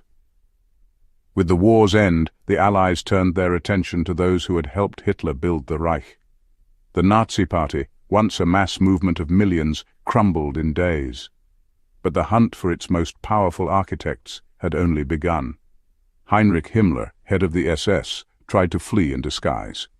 Captured by British forces, he bit down on a cyanide capsule and died within minutes. Hermann Göring, Hitler's designated successor for years, was captured by American troops. He too would face judgment. Adolf Eichmann, the logistical mastermind behind the Holocaust, disappeared into the shadows. The Allies wanted not just justice, they wanted truth. They wanted the world to see what had happened in the name of power. In November 1945, in the shattered city of Nuremberg, the world convened one of the most significant legal proceedings in history. 24 major Nazi officials stood trial for crimes against peace, war crimes, and crimes against humanity. It was the first time a defeated regime's leadership was tried before an international court. Among the accused, Göring, proud and defiant; Rudolf Hess, Hitler's former deputy, withdrawn and mentally unstable; Joachim von Ribbentrop, the foreign minister who signed the pact with Stalin; Albert Speer, Hitler's architect and armaments minister. The evidence was staggering. Films of concentration camps, mountains of documents, eyewitness testimonies from survivors of Auschwitz, Treblinka, Buchenwald. The world watched in horror and learned fully, for the first time, the extent of the Nazi regime's atrocities. On October 1, 1946, the tribunal delivered its verdicts, 12 sentenced to death, including Göring and Ribbentrop. 3 acquitted, the rest received long prison sentences. Göring, ever theatrical, cheated the gallows by swallowing a hidden cyanide capsule hours before his execution. The others were hanged, a final reckoning for some of history's darkest actors. Yet not all were caught, not all were punished. Some fled. In the chaos following the war, many Nazi officials vanished into the night. They escaped through secret routes called ratlines, networks of priests, diplomats, and sympathizers who smuggled former Nazis out of Europe. Argentina, Brazil, and Chile became safe havens. Adolf Eichmann resurfaced in Buenos Aires under a false name. Josef Mengele, the infamous Angel of Death from Auschwitz, lived in South America for decades, never facing trial. Justice, for many, remained unfinished. The physical death of Hitler marked the spiritual death of Nazi Germany, but the country he ruled fractured under the weight of history. In 1949, Germany split into two. West Germany, the Federal Republic of Germany, controlled by the United States, Britain, and France. East Germany, the German Democratic Republic, controlled by the Soviet Union. Berlin itself, though deep in the Soviet zone, was also divided. The Berlin Wall would come later, but already the Iron Curtain had fallen. A new conflict was beginning, the Cold War, and Hitler's legacy became a pawn in the global tension between capitalism and communism. The Allies undertook a massive effort to denazify German society. Former Nazi Party members were banned from public service. Nazi symbols were outlawed. Education systems were rewritten. The swastika became taboo. But the task was monumental. Millions had been complicit, some willingly, some out of fear. The line between guilt and survival was often blurred. Some former Nazis were quietly reinstated, especially in West Germany, where Cold War tensions made expertise more valuable than morality. For the ordinary German, life after Hitler was one of shame, silence, and survival. Some denied knowledge of the Holocaust. Others claimed to have resisted from within. Still others, haunted, remained quiet for decades. Rebuilding was not just physical, it was spiritual. How does a nation recover from genocide? How do you teach your children about the crimes of your fathers? The question would hang over Germany for generations. For survivors of the Holocaust, the end of the war was not the end of pain. Many had no homes to return to. Entire families gone, entire communities erased. Displaced persons camps sprang up across Europe. Some Jews sought new lives in America, Canada, or Australia. Others set their sights on Palestine, then under British control. From this struggle, the modern state of Israel would be born in 1948. The Holocaust, a defining wound in Jewish history, would shape its politics, its people, and its promise, never again. Even in death, Hitler fascinated the world. Books were written, films were produced, psychologists dissected his mind. Was he mad, evil, a product of his time? Every historian, every philosopher, every thinker sought to understand how a failed artist from Austria could plunge the world into war. Theories abounded. Some saw him as a demagogue manipulating fear. Others viewed him as a symbol of industrial-age nationalism turned rabid. To this day, Hitler remains a figure of obsession and study, because understanding him became essential to understanding ourselves. Despite the darkness, the post-war years saw something remarkable. Democracy took root in West Germany. Japan, too, rebuilt itself from the ashes. The United Nations was formed to promote peace and prevent another world war. A world that had come to the brink of annihilation now sought unity. The seeds of the European Union were planted in response to the devastation wrought by nationalism. Out of destruction, hope began to grow. He left behind no children, no dynasty, no grave. His remains were burned, scattered, and hidden by the Soviets. His only true legacy was destruction, a cautionary tale for all who came after. A man who rose on the power of words and promises, who manipulated fear, stoked hatred, and built an empire of lies, and who in the end died alone, in the dark, beneath the world he helped destroy.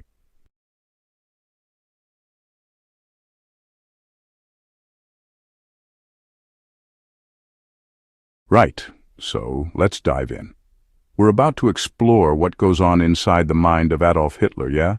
It's not just about what he did, but, what made him the way he was.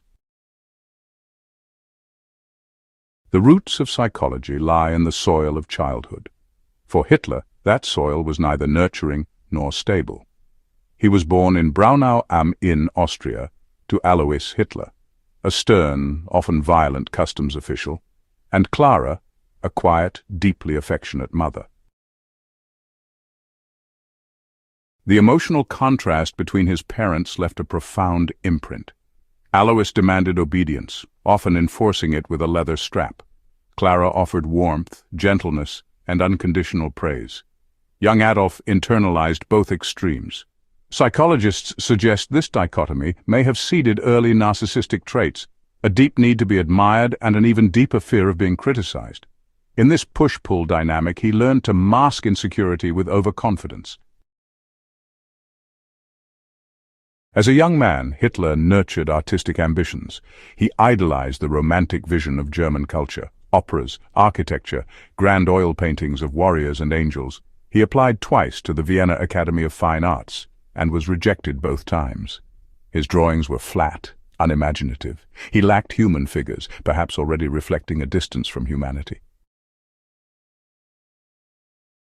These rejections devastated him, and from that devastation, resentment grew. He came to blame faceless committees, intellectual elites, and increasingly, Jews, whom he irrationally viewed as gatekeepers to culture and success. This marked the emergence of externalization, a psychological defense where failure is blamed on outside forces. A seed of victimhood was planted, and, it would grow into something monstrous.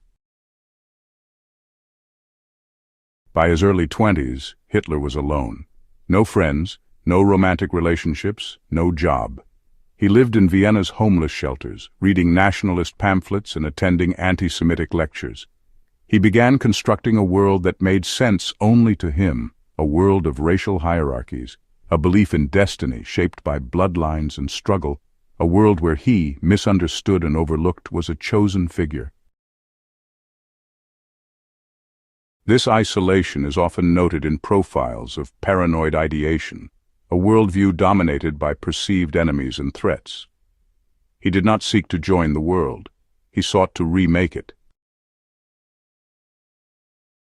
When World War I erupted, Hitler enlisted with joy. He found purpose in the trenches of the Western Front, but war, as it does, reshaped him. He witnessed death daily. He was wounded and temporarily blinded by gas. He earned medals for bravery, but remained socially withdrawn. Psychologists speculate that World War I fused his inner landscape of violence with an external framework that legitimized it.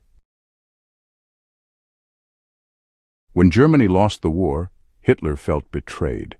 The stab-in-the-back myth, that Jews, communists, and liberals had undermined the war effort, resonated deeply with him. This myth confirmed what his mind already believed. The world was conspiring against him and his people. In the 1920s, Hitler's behavior began aligning with traits of megalomania. He saw himself as a prophet of a new Germany, a speaker with supernatural insight, and the only one who truly understood what the nation needed. He developed a messianic complex, believing he was called by history or even by God to lead the German people.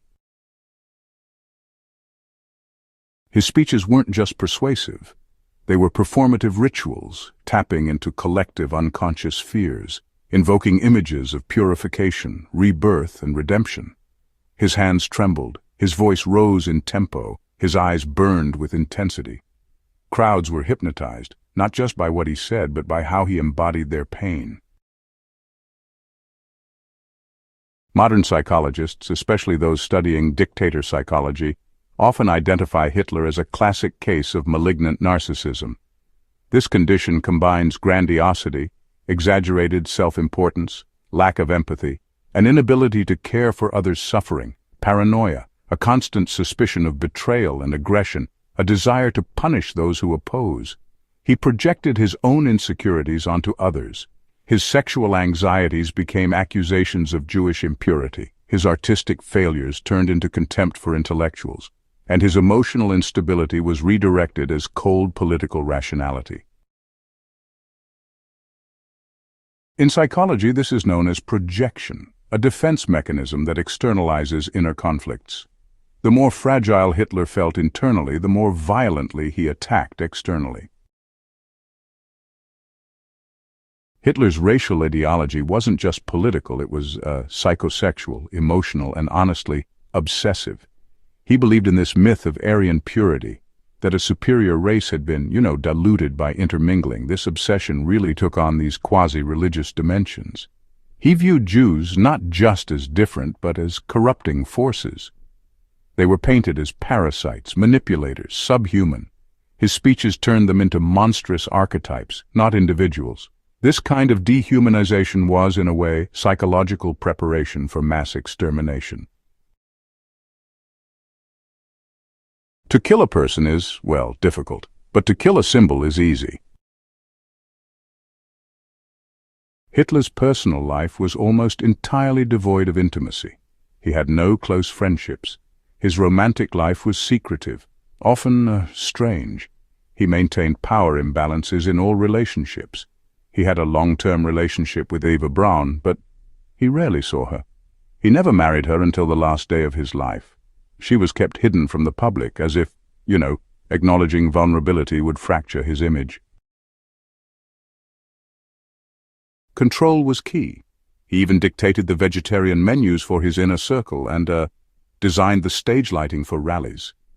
This obsessive-compulsive need to shape reality, well, it reveals a deep fear that chaos, or truth, might destroy his carefully constructed persona. Modern experts have explored various possible diagnoses. Borderline personality disorder, due to his unstable relationships, intense anger, and, identity issues. Paranoid schizophrenia, though this is debated because of his systematized, coherent long-term goals. Psychopathy, given his lack of empathy and remorse. Neurosyphilis, suggested due to tremors and neurological symptoms later in life. Others suggest Parkinson's disease, amphetamine addiction, and monomania. But no single label fully captures him. Because Hitler wasn't just one thing. He was a confluence of broken parts, some forged in trauma, others chosen out of hatred. Understanding Hitler isn't just about his mind, it's actually about ours. He rose not in a vacuum, but in a society wounded by defeat, humiliation, economic collapse, and an identity crisis. In his voice, people, they heard certainty, and in his hatred, they saw unity. His rise is, honestly, a cautionary tale about how charisma, groupthink, and mass projection can create a powerful but dangerous myth. He gave millions permission to abandon morality in the name of a lie. Because, you see, the lie felt better than the truth. In the last months of Hitler's life, his mental state deteriorated rapidly. He was paranoid, convinced that traitors were everywhere. He gave irrational orders, moving divisions that, well, no longer existed. He physically trembled and often slurred his speech. Doctors and aides reported fits of rage, silent episodes, and obsessive replays of past victories. His world shrank to the bunker, to maps, and to fantasies of a German counterattack that would never come. His mind, once expansive in its cruelty, collapsed inward, just like the Reich he built. To truly understand Hitler is not to excuse him, but it is to understand how pain, if unhealed, can become projection. Insecurity, if disguised, can become tyranny. Obsession, when fed, can become genocide. He was not a genius. He was not a mastermind. He was a man whose mind built a prison out of lies and locked the world inside it for 12 years.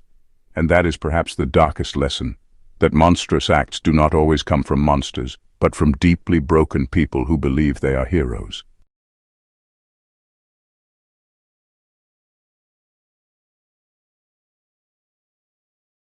When World War II ended, the world's geography had shifted, not just on paper but in hearts and minds.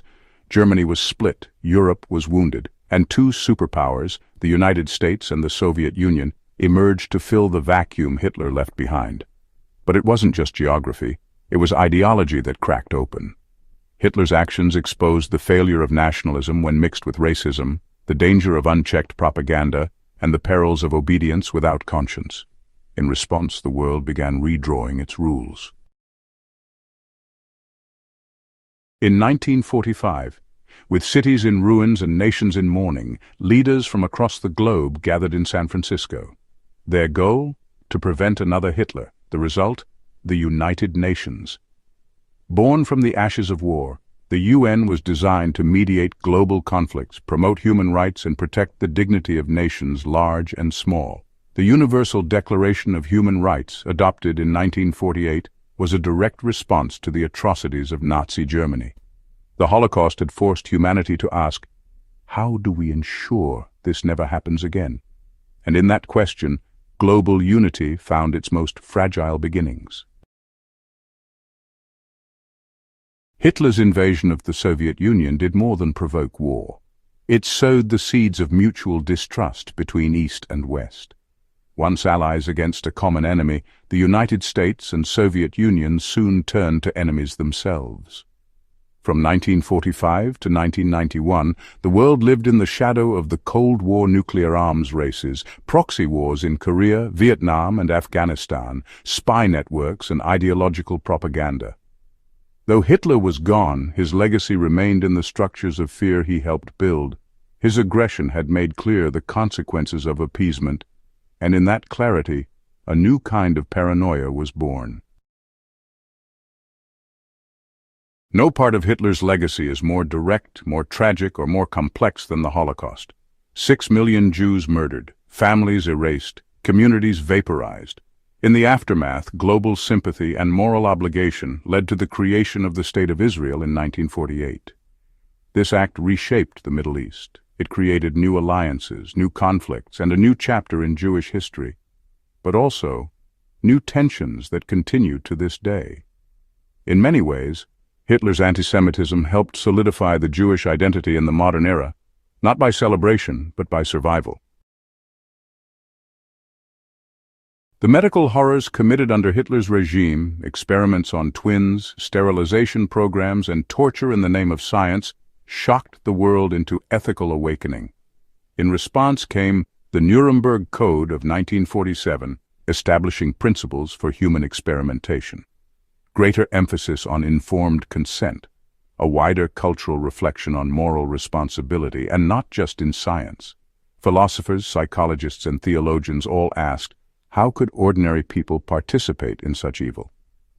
The famous Milgram experiment in the 1960s, where participants were asked to administer shocks, revealed how easily humans obey authority, even when it causes pain. These studies were not just academic, they were echoes of Hitler's Germany. Post-war Germany had to do something few nations have ever done: confront its own evil. Denazification was implemented to remove Nazi influence from government, education, and media, re-educate the public on democratic values, prosecute war criminals in the Nuremberg trials. But memory is not so easily erased. For decades, Germany struggled with collective guilt. Generations were raised with the question, what did my grandparents do? This led to cultural works like films, The Reader, Downfall; literature, Man's Search for Meaning, If This Is a Man; memorials and museums. Germany became a model for historical honesty, acknowledging the past to build a better future. Before Hitler, words like genocide, war crimes, and crimes against humanity were not part of our global vocabulary. After Hitler, they became essential. We created new terms to define the scale of horror he unleashed. And these terms changed law, philosophy, and language. The Geneva Conventions were updated. The idea of universal jurisdiction was introduced, allowing countries to prosecute crimes like genocide even if committed elsewhere. His legacy redefined the moral compass of the world. Though dead, Hitler's playbook lives on. Across the 20th and 21st centuries, authoritarian leaders have echoed his tactics. Propaganda over facts, national pride over global cooperation, blaming minorities for national problems, cult of personality. From Pol Pot to Stalin, from Franco to modern ultranationalists, the specter of Hitler hovers over dictatorships. He became a symbol, both of horror and, for some dangerously, of admiration. Neo-Nazi groups, white supremacists, and conspiracy theorists continue to invoke his name. His impact is not just history, it is ongoing threat. Perhaps the most lasting legacy of Hitler's rise is in education. Across the world, students read the Diary of Anne Frank. They visit Holocaust museums. They watch films like Schindler's List. They are told, never forget. Because remembering is not just about mourning the past, it is about protecting the future. When you whisper the name Hitler, you are not just recalling a man. You are invoking a century of blood and rebuilding, a warning against charismatic hate, a study in human vulnerability. His legacy is one of contrast. Out of destruction came justice. Out of horror, human rights. Out of silence, remembrance. The world he tried to conquer refused to be his forever, and in resisting him, it defined itself anew.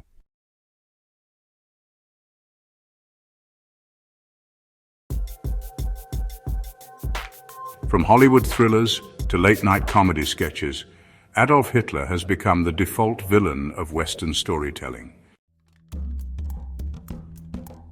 He appears in satirical form like The Producers or Jojo Rabbit, as a monstrous figure, as in Indiana Jones or Wolfenstein, even symbolically, in things like Star Wars Empire and Marvel's Hydra.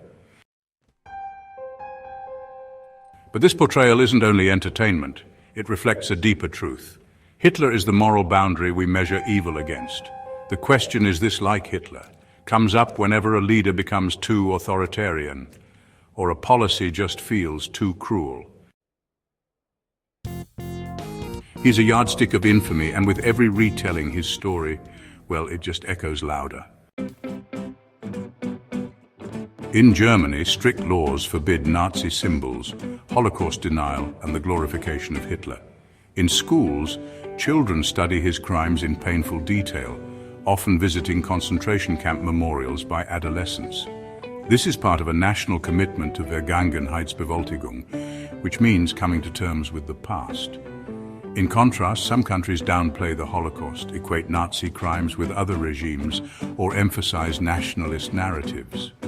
The way Hitler is remembered really shapes national identity because, well, remembrance is not neutral, it is a political act. Across Europe and the world, memorials to Hitler's victims ensure the past is not forgotten. Notable sites include Auschwitz-Birkenau in Poland, Yad Vashem in Israel, the memorial to the murdered Jews of Europe in Berlin, and the U.S. Holocaust Memorial Museum in Washington, D.C. These places are silent, solemn, and deeply human. They speak through empty shoes, rusted wire, and ashes behind glass. In their stillness, they resist revision. They say simply, "This happened, and we remember."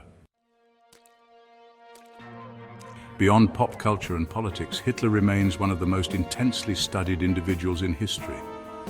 There are thousands of biographies, entire university courses, and psychological profiles analyzing his pathology. Scholars debate, was he a true believer or a manipulative opportunist? Did trauma shape his ideology? How did his charisma override his obvious madness? Books like Ian Kershaw's Hitler or Volker Ulrich's multi-volume biography try to answer these questions with care and rigor. Yet the deeper we study it, the more elusive clarity becomes.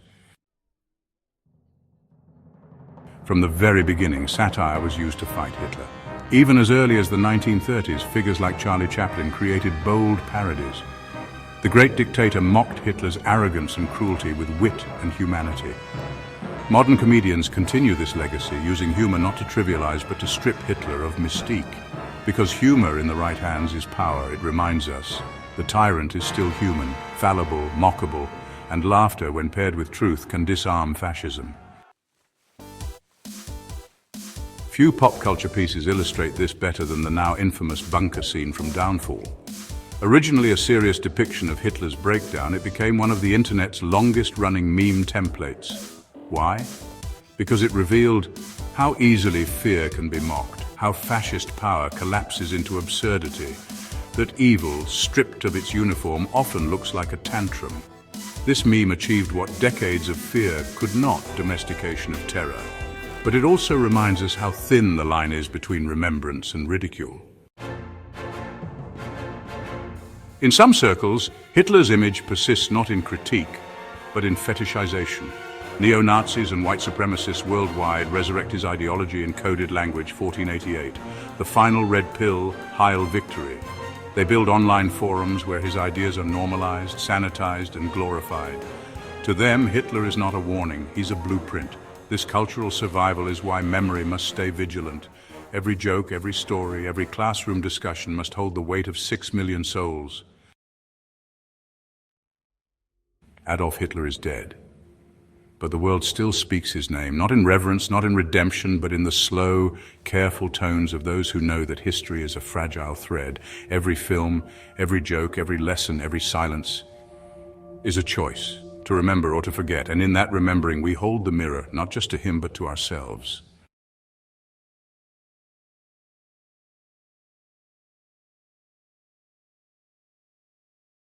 By early April 1945, Germany was collapsing. The Allies had crossed the Rhine, and Soviet forces were pressing into Poland, getting closer to Berlin with every day. German cities lay in ruins from relentless bombing. Supply lines were destroyed. The army was broken. Morale was gone. The once celebrated Wehrmacht was now, well, just a desperate patchwork of old men and young boys. And Hitler, once hailed in stadiums, now hid underground, shrouded in denial, delusion, and the final gasps of absolute control. Buried beneath the Reich Chancellery in Berlin was the Führerbunker, Hitler's last command post. It was cramped and dimly lit, constantly shaking from nearby explosions, stifling with fear, paranoia, and body odor, and populated by exhausted staff, generals, secretaries, and the inner circle. Here, Hitler held daily meetings with his military leaders, barking orders to imaginary divisions and obsessing over maps that, honestly, no longer matched reality. The man who had once conquered Europe now raged at shadows. With Hitler in the bunker was Eva Braun, his longtime companion. She had remained loyal, cheerful even, taking photographs and listening to music while the world fell apart above them. On April the 29th, 1945, in a small, somber ceremony within the bunker, Adolf Hitler married Eva Braun. The wedding was quiet, strange, almost surreal. There was no music, no celebration, only champagne and a silent nod to an inevitable end. She signed her name, Eva Braun Hitler. Less than 40 hours later, she would be dead. Shortly after the marriage, Hitler dictated his last will and testament. In it, he blamed the Jews for the war, again, condemned his generals for betrayal, denied responsibility for defeat, and ordered the continuation of Nazism in spirit. He also appointed new leadership Karl Dönitz as president, Joseph Goebbels as chancellor. It was a delusional document, one written not with reflection but with resentment. Even in his final moments, Hitler clung to hatred.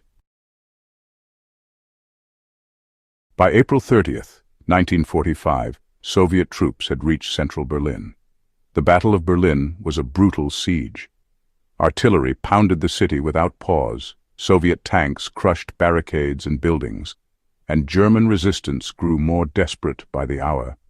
Civilians fled or hid in terror. In the sky, the Reichstag burned. In the streets, corpses lay untouched. And in the bunker, Hitler prepared for death. On the afternoon of April 30th, 1945, Hitler and Eva Braun retreated to his private chambers. He had told his aides, "I will not fall into the hands of the enemy. I am not a coward. I will shoot myself." The room was sealed. Moments later, a shot rang out. Hitler was dead, having shot himself in the right temple. Eva Braun had taken cyanide. Their bodies were found slumped on a blood-stained couch. The dream of a Reich had ended, not in victory, but in a bunker soaked with death. Hitler had left strict instructions that his body be burned to avoid capture and humiliation. His staff complied. The bodies were carried to the garden outside the bunker, doused with gasoline, and set on fire amidst artillery fire from the Soviets. They burned under the grey sky as Berlin collapsed around them. What remained were charred bones, broken teeth, and dust, gathered later by Soviet troops for examination. Within days, Joseph Goebbels and his wife poisoned their 6 children, then themselves. Heinrich Himmler was captured and committed suicide with cyanide. Hermann Göring tried to negotiate with the Allies, only to be arrested. Others fled, were captured or killed. The Nazi command structure dissolved into chaos, betrayal, and cowardice. The ideology that had gripped a nation was now just a smoldering ruin. Though the Soviets recovered Hitler's remains, they initially withheld this information. This secrecy, well, it birthed decades of conspiracy theories. Hitler escaped to Argentina. He was seen in South America. A double had died in the bunker. But forensic evidence, including dental records and skull fragments, confirmed his death. Still, the fantasy lingered, because for some, monsters aren't allowed to die so easily. In the days following Hitler's death, Berlin surrendered. The Third Reich officially fell, and World War II in Europe ended on May 8, 1945, V-Day. Germany was divided, occupied, and stripped of Nazi power. But you know, the scars remained. 60 million dead worldwide, 6 million Jews, exterminated cities, destroyed families, shattered. And in the ashes, a question rose: how did it come to this? Hitler's death was not just the end of a man. It was the collapse of an ideology, the death of a delusion, the failure of hate. He left no heirs, no lasting empire, no ideology that survived unchallenged. All that remained was ruin, memory, and warning. And in that warning lies his true legacy. As the dust settled over Europe, trials were held at Nuremberg. Survivors gave testimony, and nations vowed never again. But Hitler's shadow lingered, not as power, but as a symbol. His death did not silence the need to understand him. In fact, it only deepened it.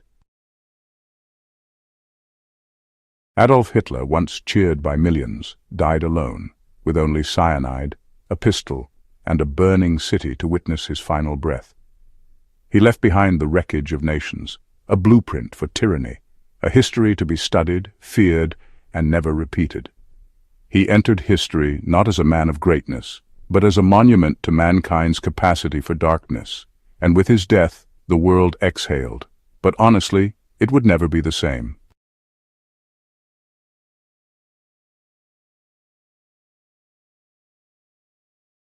After the war, the world faced the daunting task of rebuilding, coming to terms with the past and, navigating the new divide between East and West. The Nazi regime had fallen. Hitler was dead. The Third Reich, once stretching across the continent, had collapsed in just a few weeks. But while the bells rang in London and the crowds danced in New York, across Germany and Eastern Europe, the silence was, different. In Auschwitz, Bergen-Belsen and Dachau, the gates had been opened, revealing horror beyond comprehension. Skeleton-like survivors blinked in the sunlight for the first time in years. From 1945 to 1946, the Allies convened in Nuremberg, the symbolic heart of Nazism, to try the major war criminals. Post-war Germany was not just defeated, it was shattered.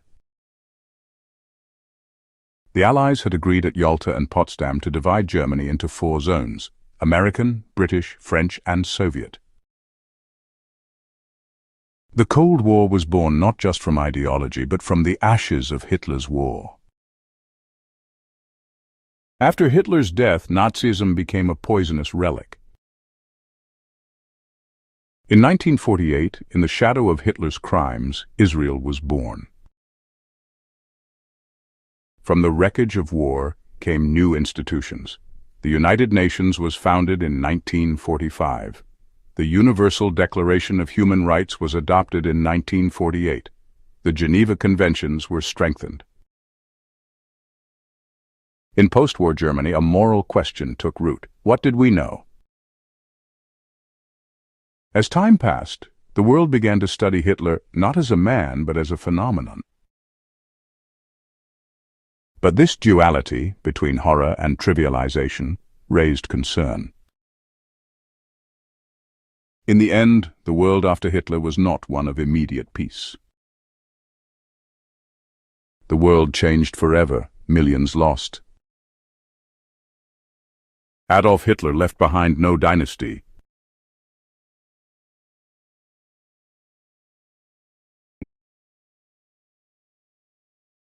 Chapter 20.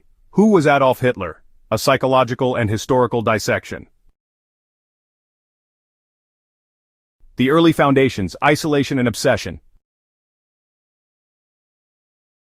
Hitler's psychological profile begins in childhood, in the modest town of Braunau am Inn. Key factors included his father, Alois Hitler, who was authoritarian, cold, and often violent. His mother, Clara, was loving, overprotective, and really the emotional center of young Adolf's world. The death of siblings brought profound early grief. Frequent relocations led to a fractured sense of home and belonging. School failures fueled a deepening sense of inferiority, which he masked with bravado. He learned young how to hide his vulnerabilities and how to project certainty, even if it was false. This was the seedbed of black and white thinking, narcissistic tendencies, and a worldview that craved order, greatness, and control. The failed artist, a narcissistic wound. At 18, Hitler moved to Vienna with dreams of becoming a famous painter. Twice rejected by the Academy of Fine Arts, critics say his work lacked human emotion, just buildings, precision, and structure. Rejection was not just career-ending, it was identity-crushing. It wounded the part of Hitler that believed he was special, destined for greatness. This wound festered into bitterness, blame toward others, especially Jews, whom he saw as culturally influential, and a withdrawal into grandiose fantasy. He began building a narrative of grievance. He was not a failure, the world was unjust. Trauma and transformation: the Great War. World War I gave Hitler 3 things he'd long craved: purpose, belonging, and structure. He volunteered enthusiastically, even when others hesitated. For 4 years he served, not as a commander but as a messenger, dodging gunfire in the trenches of the Western Front. He was awarded the Iron Cross for bravery, and when Germany surrendered in 1918, he didn't just feel defeat, he felt betrayal. Like many German soldiers, he subscribed to the so-called stab-in-the-back myth that Germany hadn't lost the war militarily, but had been undermined by Jews, communists, and weak politicians. This narrative hardened his worldview, and trauma from the war, including a temporary case of blindness, only deepened his sense of destiny. The rise of the narcissist messiah. Modern psychology, especially when you look at DSM-5 profiles, might classify Hitler with traits of narcissistic personality disorder, paranoid personality disorder, and antisocial personality traits. Notably, he displayed a grandiose sense of self-importance, had these persistent fantasies of unlimited power and brilliance, and honestly a need for excessive admiration. There was a striking lack of empathy, a tendency to exploit others, and an extreme sensitivity to criticism, but Hitler was not chaotic. He was methodical, strategic, and really calculated. His speeches were rehearsed to perfection, his image was sculpted carefully. He didn't lead through affection, he led through projection. To the masses, he became not a man, but a symbol of revival, of revenge, of restored pride. The psychology of hate. How did one man justify genocide? To understand this, we turn to the mechanisms of dehumanization, scapegoating. Hitler blamed Jews, Roma, and others for Germany's problems. This deflected responsibility and offered a simple villain: projection. He accused others of the traits he feared in himself: weakness, disloyalty, parasitism. Moral disengagement. Killing became cleansing. Camps became resettlements. Language masked reality. Group psychology, mob mentality fueled by propaganda made individual conscience easier to silence. Authoritarian submission. The more power he amassed, the more followers deferred morality to him, letting him define right and wrong. He was not clinically insane, not delusional or out of touch with reality. He was frighteningly lucid, and his greatest weapon was not guns or tanks, it was belief. Obsession and paranoia. By the late 1930s and early 1940s, Hitler's inner world had, changed dramatically. He became increasingly isolated, even from his closest advisors. Despite having no formal training, he insisted on micromanaging military details. His hypochondria grew worse, leading him to adopt strange diets and take multiple medications. Obsessive behaviors took over. He would compulsively reread Wagner and pace for hours. Paranoid delusions of betrayal crept in. He truly believed fate had chosen him. Every victory in his mind was confirmation of this destiny. Every setback, though, was viewed as sabotage. By the final years, even as Germany was crumbling around him, Hitler refused to flee Berlin. He still imagined a reversal, a miracle, some final act of greatness. His suicide was not just an end, it was, in a way, a final gesture of control in a world slipping from his grasp. Cultural and historical enablers. While psychology helps us understand the individual, we must also ask, how was Hitler allowed to rise? There were some key enablers. Germany's defeat in the First World War led to national humiliation and economic collapse. The Versailles Treaty imposed a punitive peace that really seeded resentment. Weimar instability, with frequent elections, weak coalitions, and public disillusionment, created fertile ground. The propaganda machinery, thanks to Goebbels' genius in media manipulation, played a huge role. Industrial complicity was also a factor, with business elites who saw Hitler as a tool. There was a strong militarist nostalgia, a yearning for order, strength, and pride. Hitler did not simply hypnotize a nation, he spoke to what many already felt: fear, anger, shame, and gave it a voice. That, in hindsight, is what makes him so dangerous. The banality of evil. Philosopher Hannah Arendt coined this phrase at the trial of Nazi officer Adolf Eichmann, the banality of evil. It wasn't that Nazis were all monsters, many were ordinary: secretaries, rail operators, architects, accountants. They followed orders, they compartmentalized horror, they justified their roles. This is Hitler's most chilling legacy. He showed that ordinary people, given the right fear, the right enemy, the right cause, can become instruments of atrocity. Was Hitler a genius? This question remains debated. As a military strategist, Hitler was, well, inconsistent and often disastrous. But as a politician, he was masterful at manipulation, timing, and oratory. As a propagandist, he was possibly unmatched in the 20th century. Now, as a visionary, his visions were grand, sure, but they were grounded in destruction. He had a photographic memory, spoke with real conviction, and could read a crowd like few others. Still, it's important to remember that his success was also born of timing, and, a nation in crisis. If you remove the chaos of post-World War I Germany, Hitler likely just fades into obscurity. Legacy of fear and memory. In the end, Adolf Hitler's psyche was a perfect storm-wounded pride, grandiose ambition, personal trauma, national chaos, and an utter lack of moral restraint. He remains a cautionary figure, a reminder of how darkness can rise through democratic means, and a warning that evil can be organized, calculated, and even charismatic. He stands as a symbol not just of horror but of potential recurrence. Understanding him is not admiration, it is defense, it is preparation. It is honoring the memory of those lost by ensuring never again becomes more than just a phrase. Epilogue: Memory in the Mirror. Hitler is long dead, but his shadow remains. In books, in laws, in war crimes tribunals, in genocide prevention, in education. The greatest legacy we can give to his victims is not silence, but truth. To remember that the worst evil does not appear as a monster, it appears as a man, with a cause, with charisma, with certainty, and that is why we tell this story. Slowly, deliberately, unflinchingly, so that you, listening in the dark, understand not just who Adolf Hitler was, but how anyone under the right conditions could become something like him.